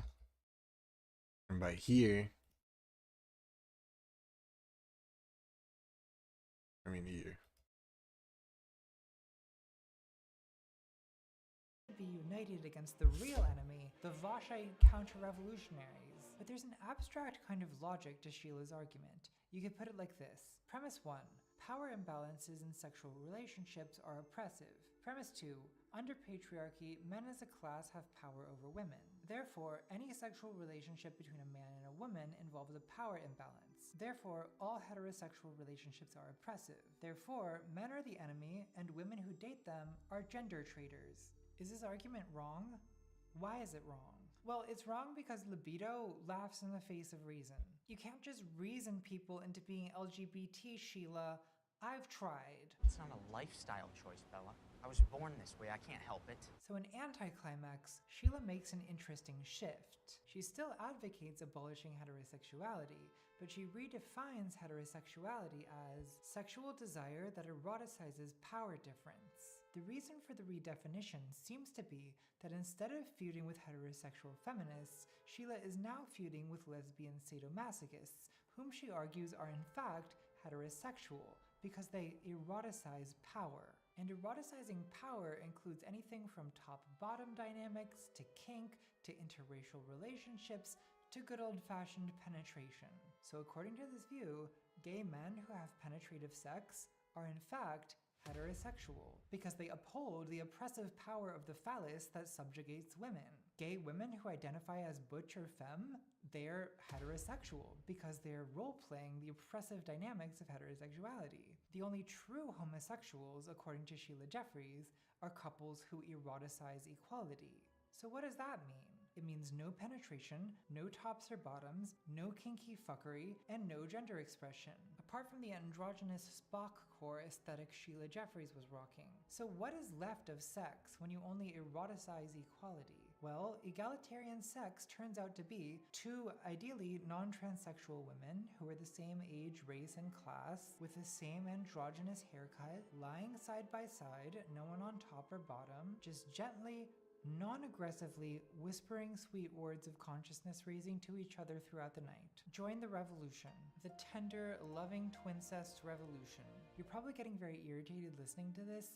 I am also irritated, but I want to be very clear about why I'm irritated. I have no problem at all with Sheila Jeffries defining sex as whatever it means to her. A courtesy she's never extended to anyone else in her entire life, but we should extend it to her on principle. If sex for you means tender consciousness raising sessions between the sheets with your androgynous gal pals, by all means continue. We should also acknowledge that egalitarian sex is genuinely marginalized. There are ways of having sex, like, you know, where both participants are equally active and there's no clear dichotomy of giver and receiver. Mainstream straight and gay culture dismisses egalitarian or non-penetrative sex as immature, as not real sex, as not going all the way. Gay dating app Grindr only added side as a selectable position in 2022. The unthinkability of egalitarian sex to many people shows how deep DHSM goes. So Sheila Jeffries is correct to defend the legitimacy of egalitarian sex against DHSM. But again, the problem is when you declare that your version of egalitarian sex is the only legitimate one, and that everyone else is upholding the oppressive system. I find this to be a deeply lazy, incurious, and unempathetic way of thinking. It's unpsychological, this attitude of total indifference to what's going on in other people's minds. Why is Sheila like this? I think it's because she feels that she used to be a heterosexual until the age of 28, when she made a rational, conscious choice to become an egalitarian, androgynous, trans-exclusionary, non-sadomasochistic lesbian. And she thinks that every other woman can and should make that choice. She says in Trigger Warning, quote, "In the late 1970s, I rejected heterosexuality and chose to become a lesbian. Lynn Alderson explained to me in patient detail the reasons to become a lesbian." She describes how one evening she was with her boyfriend and his guy friend watching a TV drama in which a schoolboy put his hand up a teacher's skirt. Quote, "I looked at the two young men beside me, neither of whom looked particularly affected, and then I had an epiphany. I could not see the point of spending time in the company of those who were members of the oppressor class. I chose, from that day to the present, to have only women in my personal and emotional life. I was suddenly open to the feelings I was increasingly having towards other women. Not necessarily sexual, but profoundly emotional feelings." So this is the story of how Sheila Jeffries quit homosexuality, and so can you. And again, I'm not saying that Sheila Jeffries isn't valid or that she's not a real lesbian. No, we're not doing that. Her experience is valid, for whatever that's worth, but it isn't typical. Most people do not experience their sexual orientation as the result of a rational process of consciously deciding the correct course of action after considering the advice of trusted colleagues. Many heterosexual women totally agree with Sheila Jeffries that #men are trash, and they love to say, "I wish I were a lesbian," and talk about how gross and cringe heterosexuality is, and yet they continue being straight because libido does not follow reason. For most of us, Eros is an archer. We feel penetrated by something outside ourselves, possessed by this alien desire. I can't help but wonder if what sex-negative feminists fear in sexuality is in fact Eros. Not just the physical penetration of heterosexual intercourse, but the emotional penetration of romantic love, and the loss of self-possession that comes with it. None of them belong to themselves anymore. And the sickest part is, their genes tell them they're happy about it. Telling yourself that everything you do is because of reason and logic soothes the anxiety of uncertainty, and it disguises the reality that none of us really have that much control over anything, not even our own desires. What? And isn't that the point of fantasies like... How can I make it so the information doesn't stop existing? I'm fucking saying. Alright, what? No, I know how. They make it feel safe to surrender to this frightening, overwhelming force inside us. I feel like the only reasonable view for radical feminists to take is that changing society will change sexuality. But instead, Sheila argues the opposite, that we should change society by changing sexuality, by abolishing it. Sheila is aware that most people can't freely direct their own sexual orientation through acts of the will. She even cites a feminist therapist who, quote, encouraged her clients to democratize their relationships. The couples kept returning to her with a new problem. They were unable to summon up desire. Love, yes, but not desire. I think many, even most people, find that equality, like wisdom, is not exciting. And Sheila's solution for these people is celibacy. So to recap, Sheila thinks that women should live in female-only communities where no one has sex, but everyone shares a kind of vague homoeroticism. And I feel like this type of utopia already exists, and in fact has existed for hundreds of years. It's called a convent. Doesn't Sheila Jeffreys want to be a nun? This is where I belong. It's my home, my family. It's my life. Has she reinvented Christianity? Well, no. She's invented something worse. Because at least Christianity is honest about the fact that our will does not control our lusts. You have to live the life you were born to live. In mainstream Christianity, the idea that we can simply choose to live a sinless life is known as Pelagian heresy. This was refuted by Augustine, the North African theologian who argued that we all have lusted in our heart because we are of a fallen nature. We inherit the sin of Adam. We are stained from birth by the filth of concupiscence. And you might say, aren't you overthinking Twilight? No, it's the children who are underthinking it. Augustine's claim is that our will can overcome temptation with God's grace. But Christians do not make the psychologically batshit claim that we can consciously direct our lust towards virtue. Sexuality can be repressed or resisted, or it can be sublimated into creative or spiritual energy, but free will plays very little role in either love or lust. So Sheila Jeffreys' feminism is actually more repressive than Christianity, because at least in Christianity, you get to talk about how sinful and wretched you are. My favorite activity. Part 5. Death. Oh my god, there's another hour of this fucking video. Sometimes late at night, I read Twilight and I wonder, am I prepared for death? Is anyone? I've argued that sex-negative feminists are wrong about psychology, freedom, and fantasy. But are they wrong about sex? Well, not entirely. It sounds like an extreme provocation when radfems say things like, attached to all forms of sexual behavior are meanings of dominance and submission, power and powerlessness, conquest and humiliation. I mean, that sounds true, yeah. But among theorists of sexuality across the ideological spectrum, there's a surprising amount of consensus on this point. Radical feminism's mortal enemy, Dr. Father, says, the history of human civilization shows beyond any doubt that there is an intimate connection between cruelty and the sexual instinct. Libertarian Camille Paglia says, all phases of procreation are ruled by appetite. Sexual intercourse, from kissing to penetration, consists of movements of barely controlled cruelty and consumption. In other words, there's a pretty wide consensus that human sexuality is, in fact, vampiric. That is, it's ruled by hierarchy, cruelty, and consumption. The real disagreement is about why that is and what we should do about it. Let's address the why question.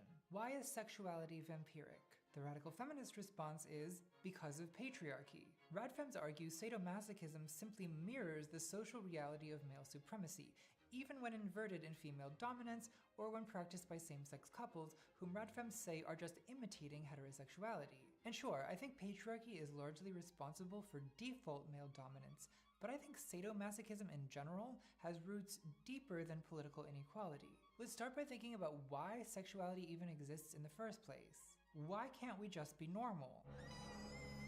We can't be normal because we're not bacteria.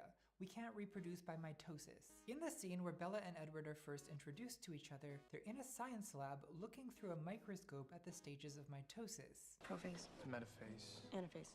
Now you could say that's just a coincidence, it doesn't mean anything. Okay, well, maybe everything's just a coincidence. Maybe nothing means anything. Maybe life is pointless. Asexual reproduction is fission. The cell duplicates its chromosomes and rips itself in half, creating 2 daughter cells. So what happens to the mother cell when it divides is... I need to make another material. Gotta change this one. My god. Okay.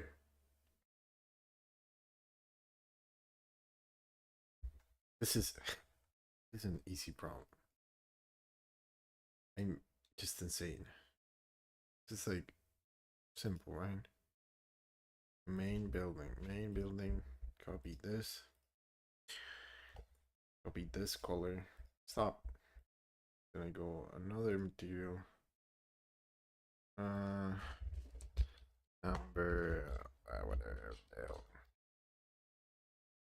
number bill gonna be same color, but now okay, now I have to sign number bill.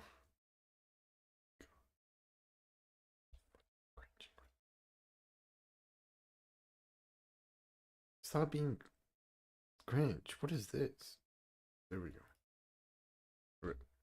Let's sign. Ooh, it can just be here, and here, and here, and here.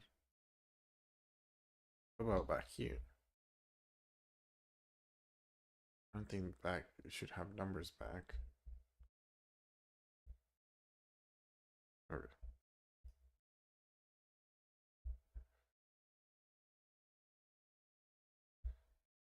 But I will assign these numbers and then I'll fucking go to fucking Disney World. Or go fuck off.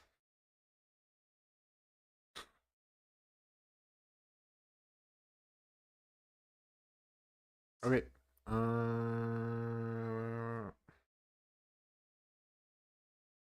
Which one are... Oh, I didn't assign it at all. I didn't assign anything at all. Where's number bill? What did I just do? Oh my god, I didn't do anything. What the fuck?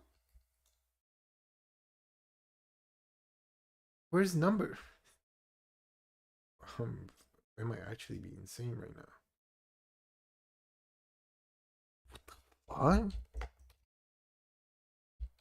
Didn't I just do this? Okay, I'm actually being insane right now. Side number bill here. Yeah, a little bit insane right now. Number bill assigned here. Here we assign also number bill. How is it that I... Oh, never mind.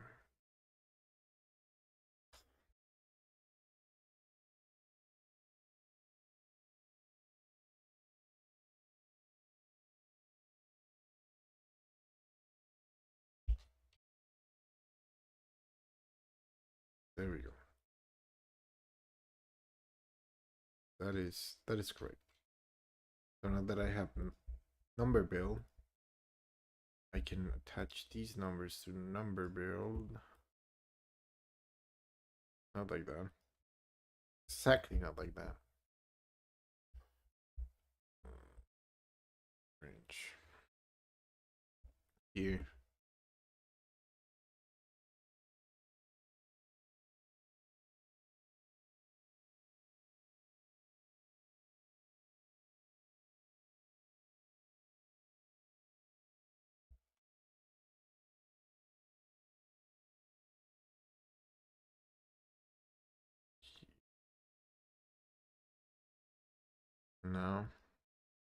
Now it is gaining time.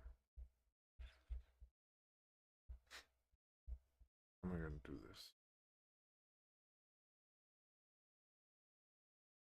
this?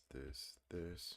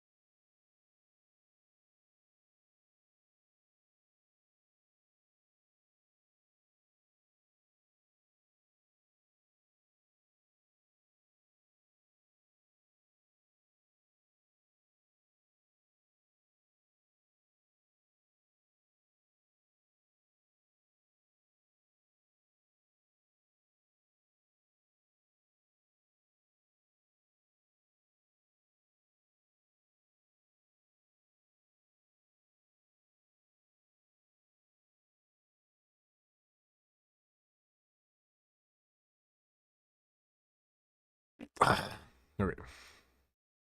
Okay, please don't explode. Oh my god, don't explode, don't go boom. Stop being cringe!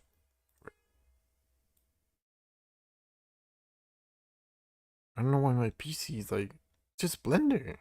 I have such basic geometry. It's just Blender, bro. It's just Blender. Just Blender. Come on. Why do you want to explode? Just Blender. Alpha. Factor color A.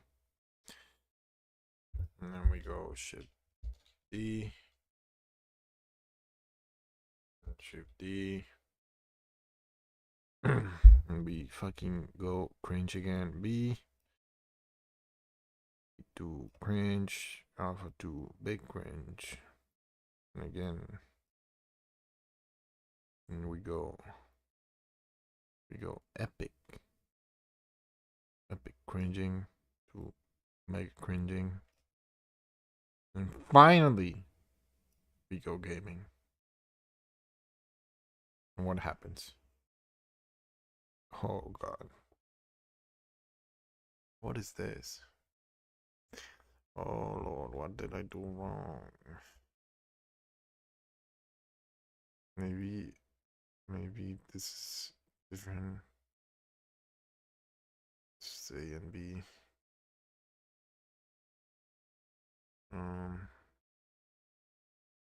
Okay. What? You are B. You are A. Please stop. Do not explode. It is working. Oh my god. Oh my god, it is working. Yes. Now, just have to make it. So these numbers are in different parts of the UVs. Okay. It's fucking. Oh shit.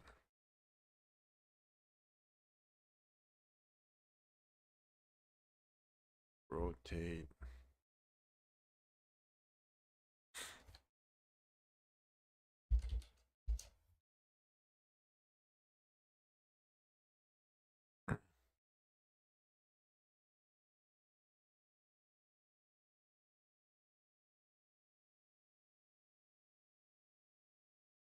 Oh, okay.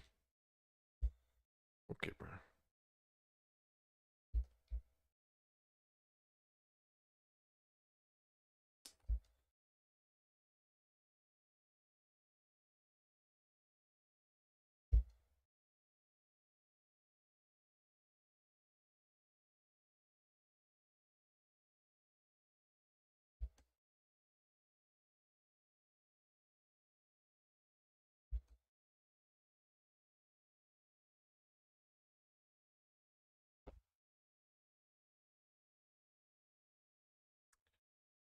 Now, I'm so tired.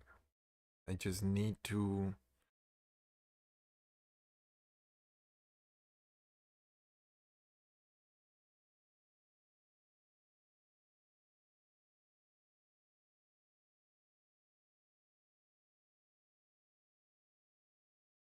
This node texture mapping.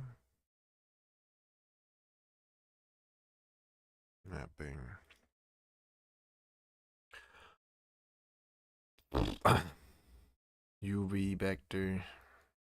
Vector.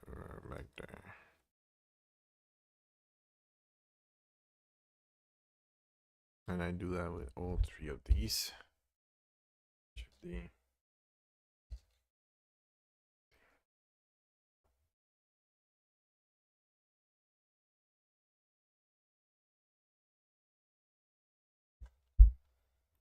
Is vision death, or is it eternal life?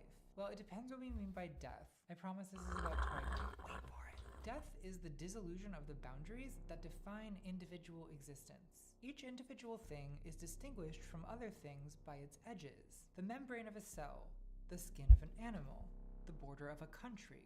In asexual reproduction, the life of the species requires the death of the individual. The mother cell must split to reproduce.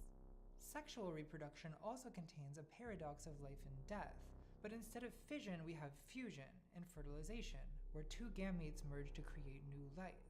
Sexuality also involves fusion at a social and emotional level. Your partner is your other half, because in love, two people become one entity. The Bible says two married people leave their father and mother and become one flesh. Even if they don't biologically reproduce, the couple is a new social union that comes into being at the expense of their family ties and of the boundaries that used to define two separate Why is it bigger now? So love and sex create new life, but they also involve a kind of death.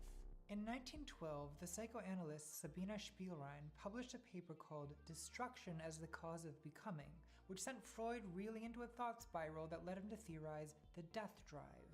The questions Spielrein wanted to answer is, quote, why does the most powerful drive, the reproductive drive, in addition to the expected positive feelings, harbor negative feelings, such as anxiety and disgust? Spielrein is trying to explain the ambivalence, the element of fear and trembling in every sexual encounter. Don't be a coward. She sees the cellular merging of the two gametes, this creation of new life from the destruction of the parent cells, as an image representing the emotional conflicts of sexuality. Erotic love is always a threat to our sense of self. Why is this repeating as like a distinct individual? See? Begun to blur. Okay, never mind. I know why. Let's go clip. It's similar to the terror and awe of mystical experiences, Flip. encounters with God or psychedelic oneness, where you both fear and desire losing the edges of your ego. In Saint Teresa of Avila's mystical encounter with the angel, she, quote, saw in his hand a long spear of gold, and at the point there seemed to be a little fire. He appeared to me to be thrusting it at times into my heart, and to pierce my very entrails. When he drew it out, he seemed to draw them out also, and to leave me all on fire with a great love of God. The pain was so great that it made me moan, and yet so surpassing was the sweetness of this excessive pain that I could not wish to be rid of it. Now, the obvious atheist thing to say is that this is just like a repressed Renaissance woman getting off on Jesus, and yes, there's obviously a sexual element to this. But is that all? Couldn't it also be that both mystical and sexual experiences penetrate the edges of the self? Blurring the line between self and other can be ecstatic or terrifying or both. It's like when you eat too many mushrooms and melt into the universal mind lattice. Whenever boundaries become unstable, a crisis of identity occurs. Xenophobic people experience immigration as a violation of the nation's borders. Build that wall. Build that wall. Build that wall. Build that wall. It's a crisis of national identity they conceptualize as invasion. I think that paranoia about vaccines is of a similar type. The physical boundary of our bodies is our skin, which is punctured by the needle. The government is coercing us into being injected. Okay. What else do I need to get done? I have the little numbers. It's the little numbers. I have the logo in the back. I have the logo on the screens. The camera. I need to fucking get the camera done. Ooh. Okay. Let's model a fucking silly little camera.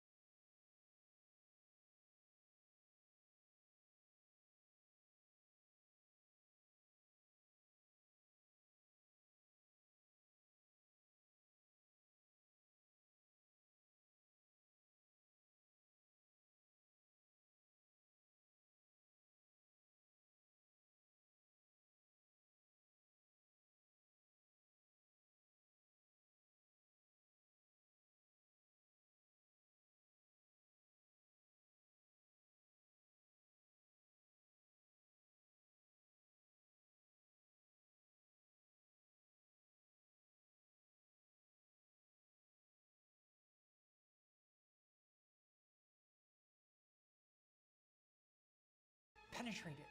It causes deep fears about bodily integrity that people rationalize with conspiracy theories. For radical feminist Andrea Dworkin, intercourse is inherently invasion. It's occupation, it's annihilation. Dworkin views penetration as an atrocity committed against women by men, tantamount to colonization and war crimes. I think she overstates the case somewhat. Is it really invasion if the invader was invited in? The argument is that women are coerced into consenting, that no woman would consent to intercourse without coercion, and you can decide for yourself if you find that empowering or extremely condescending. I think penetration can be reconceptualized as giving, as offering, as an act of service, but let's be honest, most of the time, penetration is associated with dominance. Don't men have sexual paranoias of their own? In romance, men fear viscosity, the overly attached girlfriend.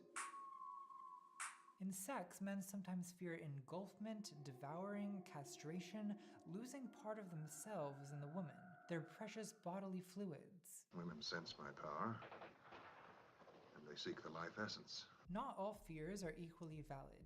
I do think the penetrated partner is made more vulnerable in most cases, if I may adjudicate as the Tiresias in this debate. In both penetration and devouring, the boundaries between people are violated. Violation may be fundamental to sexuality, even when there is no penetration. Freud's partial drives, oral, anal, and phallic, all involve the movement of a substance into or out of the body. Simply the act of stripping naked destroys a boundary. And at the interior emotional level, desire is a wound. Subjectively, desire feels violating. Anne Carson says, "When I desire you, a part of me is gone.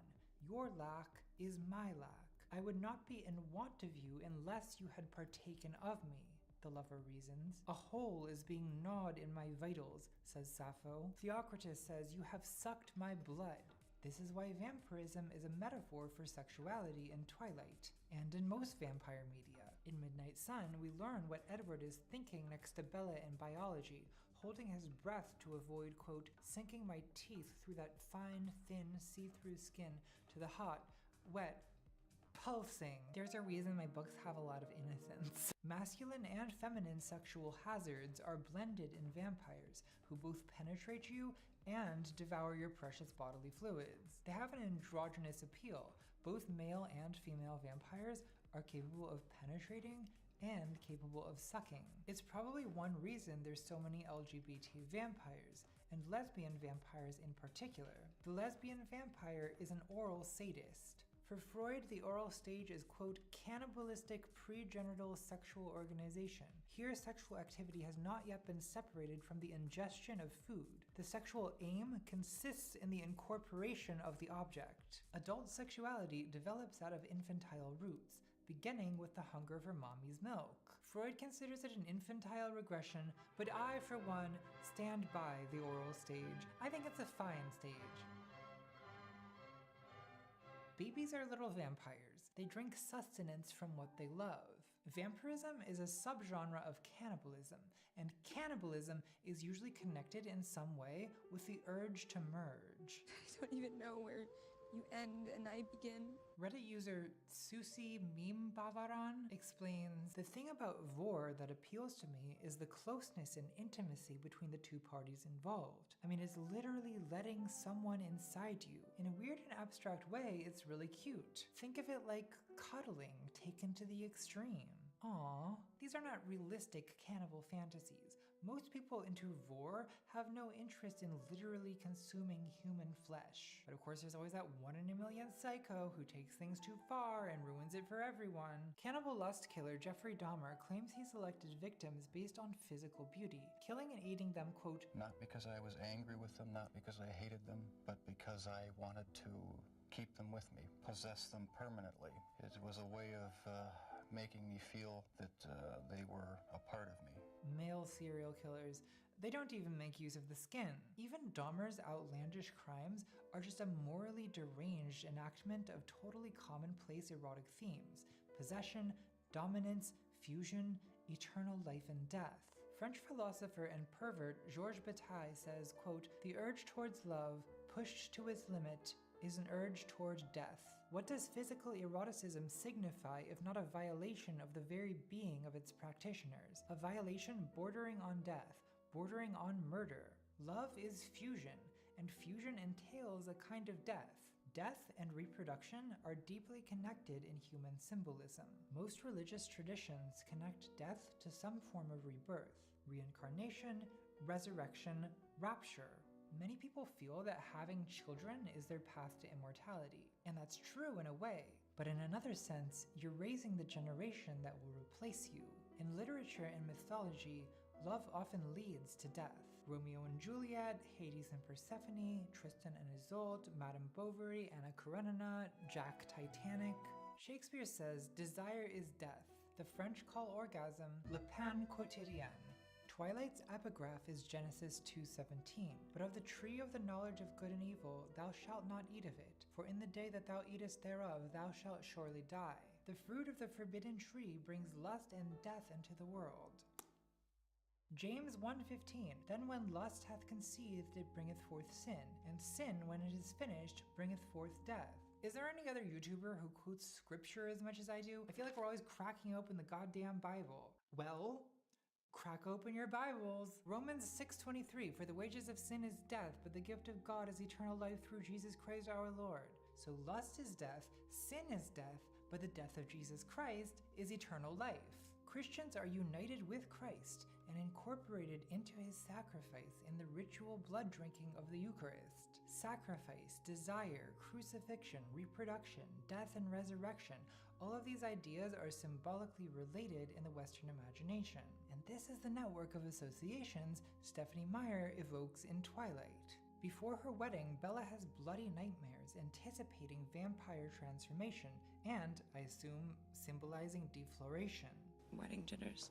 The marriage is violently consummated, leaving Bella bruised and instantly pregnant. The baby is a vampire sucking the life from her body. Childbirth is agonizing death. Has any other popular author ever dwelled so much on the violence of childbirth? Bella's body is destroyed, giving birth to Renesmee. The baby cracks her spine, it bites her breast, her baby-crazed sister-in-law performs a C-section without anesthesia. The book is even... I didn't know there was a giving birth to baby vampire bloody scene in Twilight. That's epic. Epic Buckaroo moment. Big Buckaroo? Graphic. Bella is vomiting blood. It's nauseating to read. Edward saves Bella by injecting his venom and doing chest compressions, which begins her excruciating transformation. Quote, I wanted to raise my arms and claw my chest open and rip my heart from it, anything to get rid of this torture. So she suffers for 3 days on the slab, after which she rises, reborn as a vampire. Can you think of anyone else who died in agony only to be resurrected 3 days later? I'm coming up blank. I got nothing. For Stephenie Meyer, childbirth is crucifixion. It's death that gives eternal life. And if Twilight makes explicit some of the sadomasochistic subtext of Christianity, 50 Shades of Grey takes it even further. Christian's name is literally Christian. Anna is tied in cruciform pose while sacred music by Thomas Tallis plays.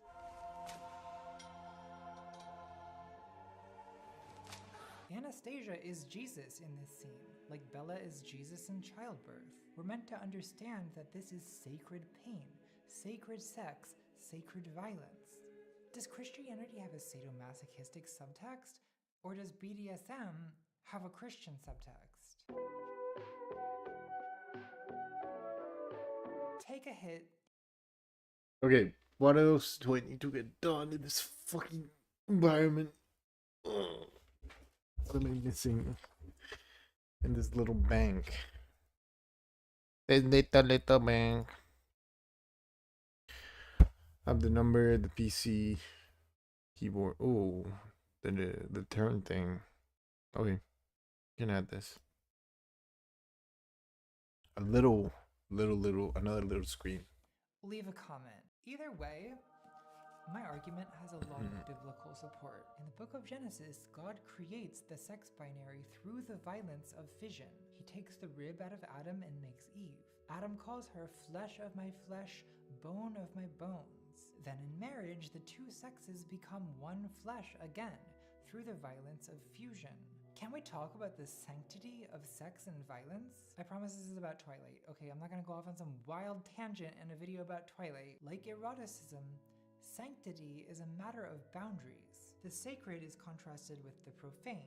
The word profane comes from the Latin profanum, meaning before the temple, outside the temple. So the sacred is what's in the temple. It's what's set up. Right. The turn thing. Stop. Just be a little bit more back. It has to be visible. I want it to be on in the shot. On the shot.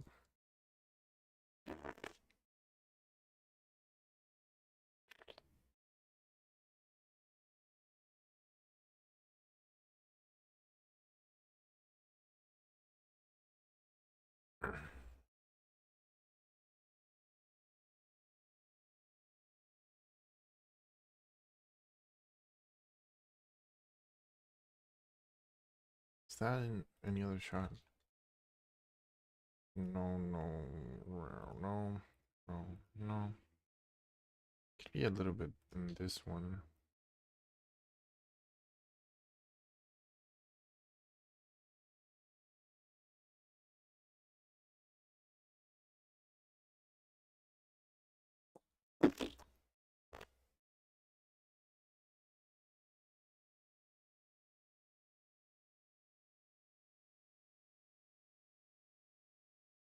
Gone.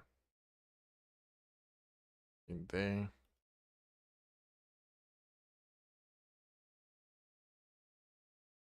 There. But it's not there then. Ah! How can I do this? I want it like here. I want it to be in this shot a little bit. Not hidden. Like this. And then I guess this is kind of where I'm gonna have to accept it's gonna be. A little bit more like here. Yeah, whatever. Yeah, fuck you. Alright. I need this thing.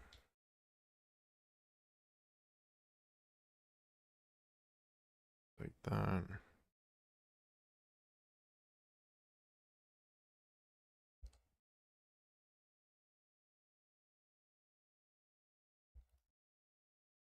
And here, what am I gonna do? Here, here, here, here. Okay, and then I go like, and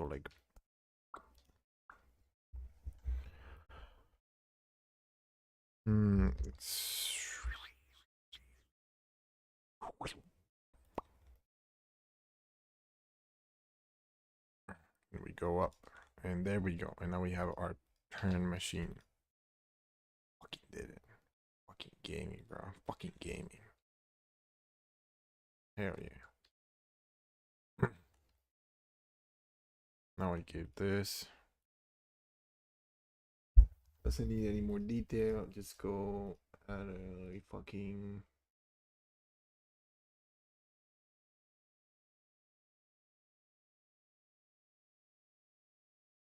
one. Okay. And we had another one.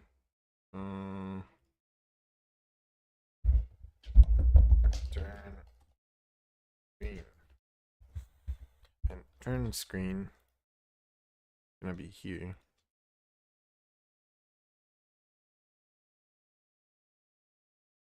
And assign. Now I have to make a little turn graphic. Oh my god. Where? Alright. Let's do that. Apart as close to God or gods. Religion and ritual impose order on the world, creating distinctions between the sacred and the profane. It sounds weird to say that sex and violence are sacred, because aren't sex and violence the #1 things that religious people are always whining about? Well, yes and no.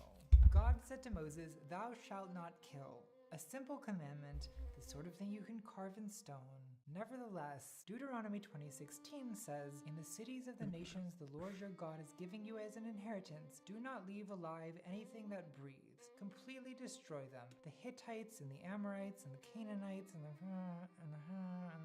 as the Lord your God has commanded you." Well, that sounds an awful lot like killing to me. A ding. I mean, it's only the book of Deuteronomy and we're already wiping out entire cities. Kill everyone now! So maybe the commandment, "thou shalt not kill," only means don't kill Israelites. In fact, that is what it means. The Canaanites don't have a covenant with God, so fuck them. Condone first-degree murder! But killing Israelites is not entirely off the table either. For example, according to Leviticus 20:13, say it with me, "If a man lies with a male as with a woman, both of them have committed an abomination. They shall surely be unalived." Okay, so no killing except the Canaanites and the gays. The exceptions are stacking. So the commandment isn't really "thou shalt not kill," it's "thou shalt not kill unless." Likewise, Leviticus 17 seems to prohibit the slaughter of animals unless you kill them sacrificially at the tabernacle in the sacred space. You know, Christians tend not to read Leviticus, but I do because I enjoy violence and I hate myself. Leviticus is also important context for the entire story of Christianity. Jesus is the Lamb of God that taketh away the sins of the world? What does that mean? What does that mean? It doesn't make any sense unless you're familiar with Leviticus and you understand that killing a lamb is a ritual of atonement.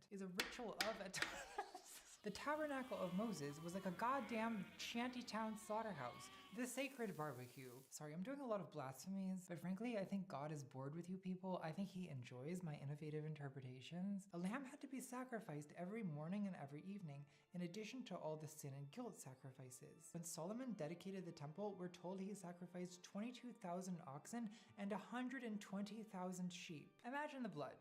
Imagine the blood. The elevator in The Shining doesn't even come close. We can't talk about vampire romance without understanding the symbolism of blood. A paradox in Leviticus is that blood is both cleansing and unclean. We're told that menstruating women are unclean, a woman who gives birth is unclean, eating blood is forbidden.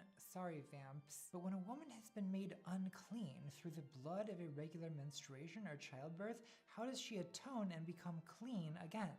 Well, by sacrificing an animal and spilling its blood. And people have been trying to understand this paradox for thousands of years. I'm not going to pretend that I have it all figured out, but I feel like it has something to do with blood representing a transition between life and death. Leviticus 17 forbids eating blood because the life of every creature is its blood. Its blood is its life. When is blood spilled? When a child is born, beginning life, and when a lamb's throat is cut, ending life. What a stupid lamb. Could we say that blood is liminal?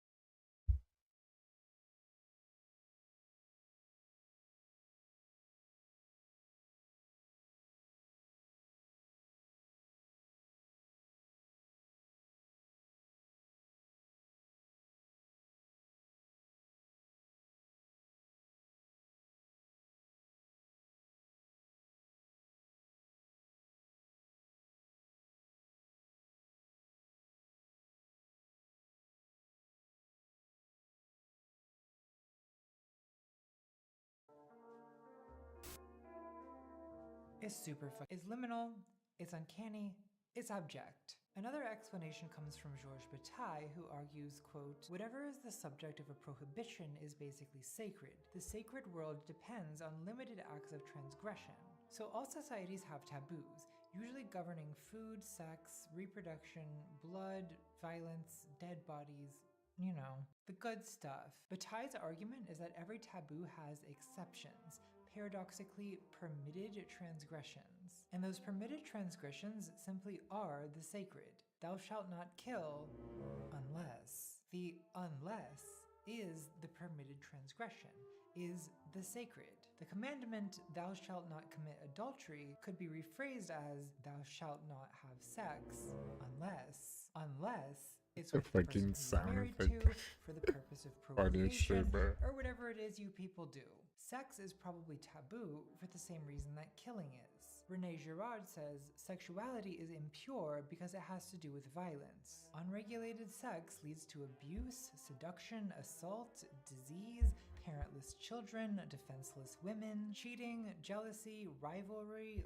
literally the Trojan War. And we could argue about how effective marriage really is at preventing those things. But in theory, sex, like killing, has to be contained within the boundaries of the sacred, in this case, marriage. Bataille says, the initial sexual act constituting marriage is a permitted violation. Right, for the first time, I actually don't remember how this is supposed to be related to Twilight.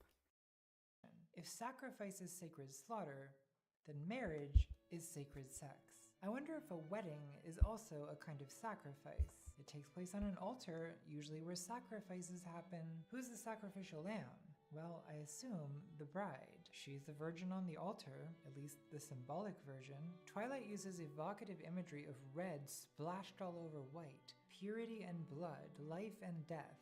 People say your wedding is your first funeral. The bride is going to die to beget life. That makes her sacrificial, Christ-like. A wedding is a ritualized transgression of the usual taboo on sex. And these dynamics of taboo and transgression make human sex and violence fundamentally different from natural animal sex and violence. I think it's wrong to conclude, as Paul Shepard does, that, quote, there is a danger in all carnivores, including humans, of confusing the two kinds of venereal aggression, loving and hunting. Human sexual aggression is not like animal predation. It's conceptual rather than instinctive. Bataille says, quote, the object some undiscriminating animal is after is not what is desired. The object is forbidden, sacred, and the very prohibition attached to it is what arouses the desire. The idea that the taboo creates the desire explains the element of profanation in sadistic fantasy. The word sadism is named after 18th century French author and sex criminal, the Marquis de Sade. De Sade was convicted on charges of debauchery and immoderate libertinage and imprisoned in the Bastille, where he wrote 120 Days of Sodom, a heartwarming classic. Where he wrote 120 Days of Sodom. 120 Days of Sodom. Is it the same movie? It is. Wow, epic lore. Epic, funny movie lore. So, okay, so how do I say this diplomatically and whilst being as emotionally restrained as possible? First of all, hats off to Pierce. Whatever. Epic movie lore. Wow.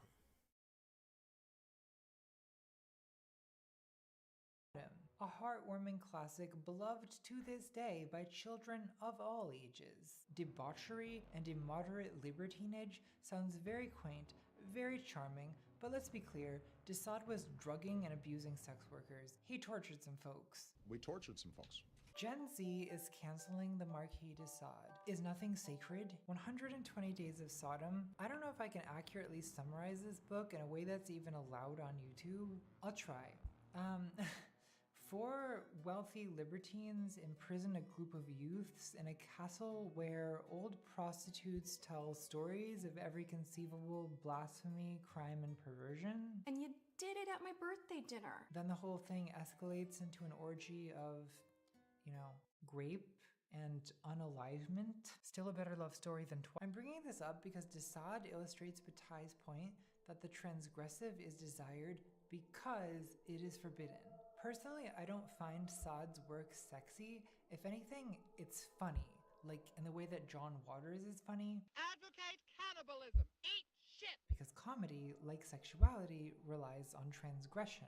The things described in 120 Days of Sodom, like bodily fluids are excreted on a crucifix, which is then deployed in unspeakable acts of— Oh my god.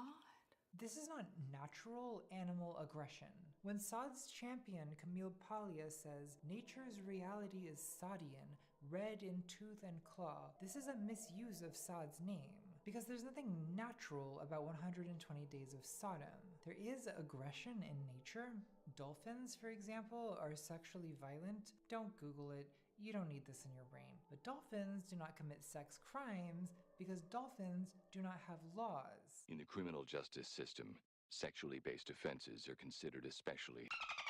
There'll be no accusations, just friendly trust. Only human violence is ritualized. It always stands in some relation to taboo, whether it's sacred permitted transgression or profane criminal transgression. Jeffrey Dahmer sketched a diagram of a shrine he was planning to create, an altar on which to display his victims' skulls. This is not animal predation. Lions do not build shrines for the skulls of the lambs. The element of blasphemy in Desaad is the most telling. In sadistic fantasy, the sacred is invoked so it can be profaned. But Tai says, quote, "Beauty is desired in order that it may be befouled. The polluting or despoiling of beauty is a major theme in male-oriented smut films. There's a lot of fluids being, blasted everywhere. I think this is a real point of conflict within heterosexuality. A lot of women want to be intensely desired by men. A lot of women fantasize about being virtuosically ravished by men, but far fewer women swoon at the prospect of being befouled. I mean, some women do, right? For anything you can think of, there's someone who's into it. But feminine submissive fantasies, if anything, tend to sanctify sexuality. Before it was called 50 Shades of Grey, this Twilight fanfiction was titled Master of the Universe. Master of the Universe is not what you call a man, it's what you call a god. What if God was one of us? By submitting to a godlike man, the masochistic woman elevates herself, whereas a sadistic man elevates himself by putting down a woman. Masculine sadistic fantasy usually involves degradation and despoiling of the woman. Her beauty is a sacred temple that he profanes with his, in this case, not so precious bodily fluids. We want to drench your angel wings that carry you to heaven with our sticky, gooey, disgusting. So in a way, sadism and masochism are in fact not complementary at all. The philosopher Deleuze recounts a joke that tells of the meeting between a sadist and a masochist. The masochist says, "Hurt me." The sadist replies, "No." Christian Grey is not, as he claims, a sadist. I get off on punishing women who look like you. Like your mother. He's a masochist's fantasy of a sadist. In reality, a sadist and a masochist do not belong together. The ideal pairing is probably two masochists who alternate taking the active role in masochistic play acting. You know what? Maybe we should abolish heterosexuality. I'm sorry, Sheila Jeffries, you were right. Let's return to our question from 3 tangents ago. Why is sexuality vampiric? Why is it so hard to make sexuality conform to humane political ideals of pacifism and equality? I think part of the answer is that sexuality inherently involves the violation of boundaries and the overcoming of barriers. Something has to rip the bodice, and there's a lot of bodices to be ripped. It's not just Freud's guilt, shame, and anxiety. It's not just Nancy Friday's lifetime of women's rules against sex.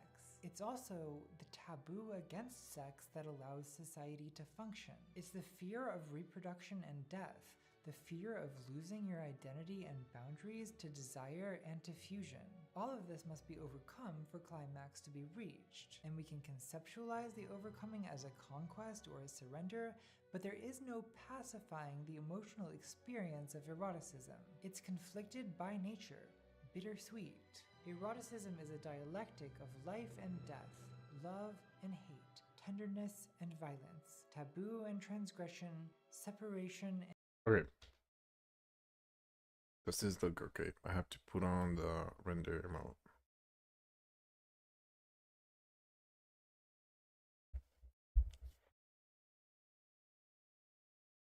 does look like a screen. It do be screening though. Big screening time.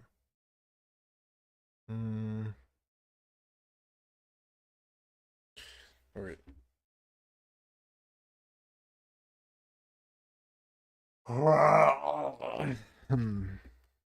What about the other shot though?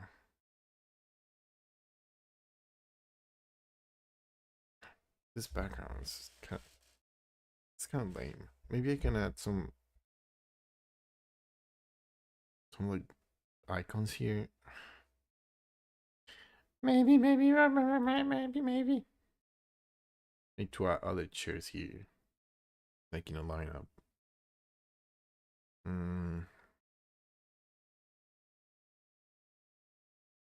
But overall, this is like an okay, simplistic aesthetic.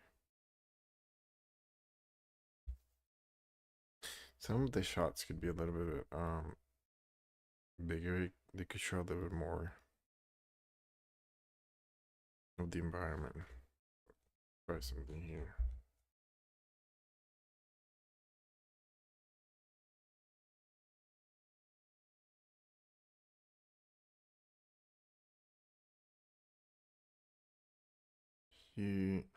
No, stop. Go back. Little build. Like that.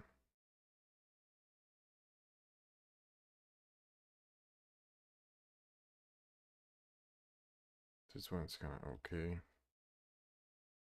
This one could be like way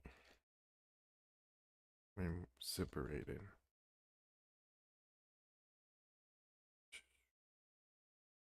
Like this? Maybe?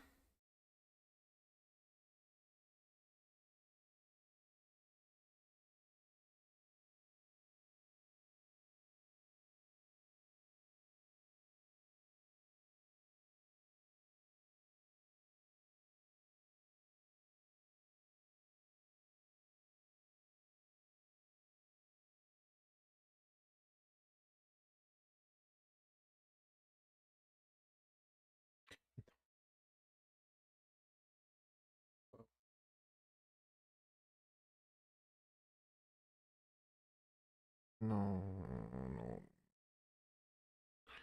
Save as this.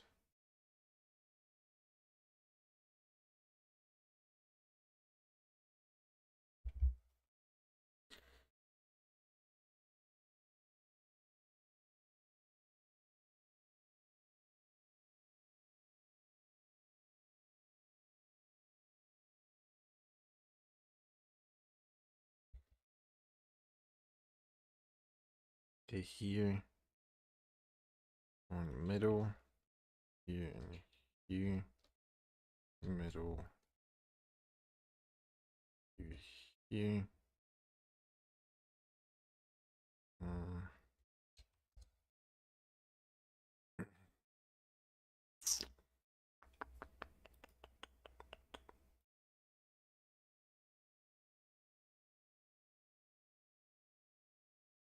Where's the other shot? Whoa, what the fuck? Where's the other shot? Where's the show that the shot that shows the tire? Okay, here. Yeah, this is okay.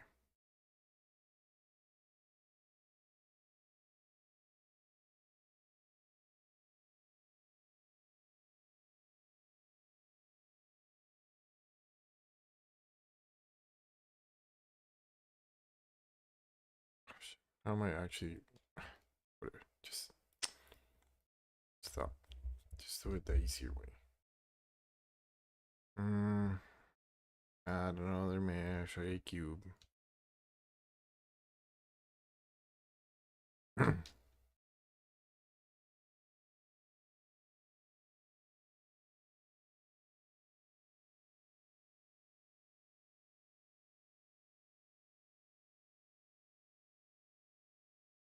Oops.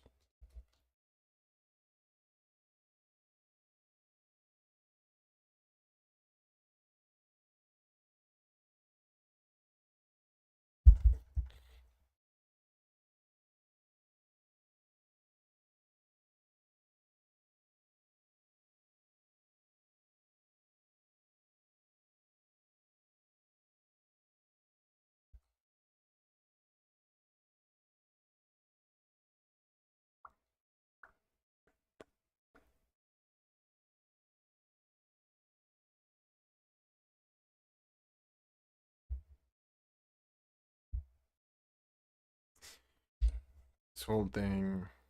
Go align here. Now shift D and align to the next one. And shift D and align to the next one. Now, of these motherfuckers are gonna go and like here. And now they gotta be a little bit thicker. Okay.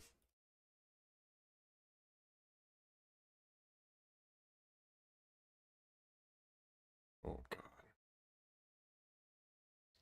I mean the glass is not even aligned. It's fucking cringe.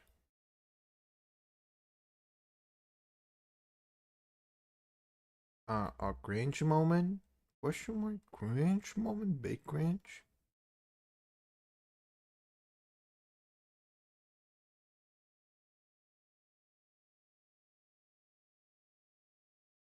Oh god, this is such a fucking cringe moment.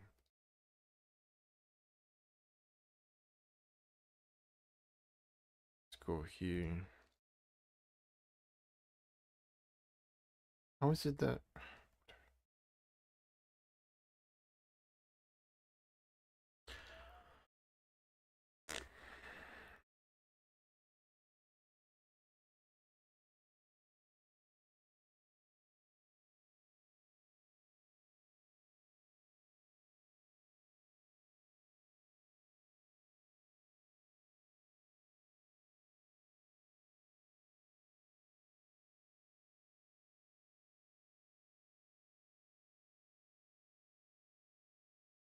Alright. That is good enough. Good enough. Yeah.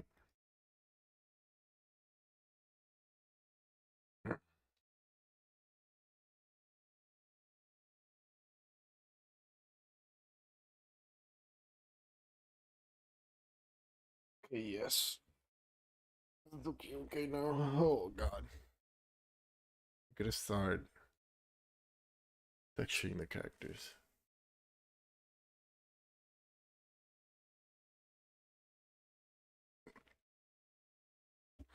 Alright. I'm gonna watch this Twilight video offline. I keep watching.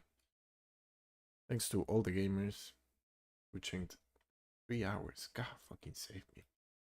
Oh Allah, please save me. Alright, thanks everyone. Bye bye.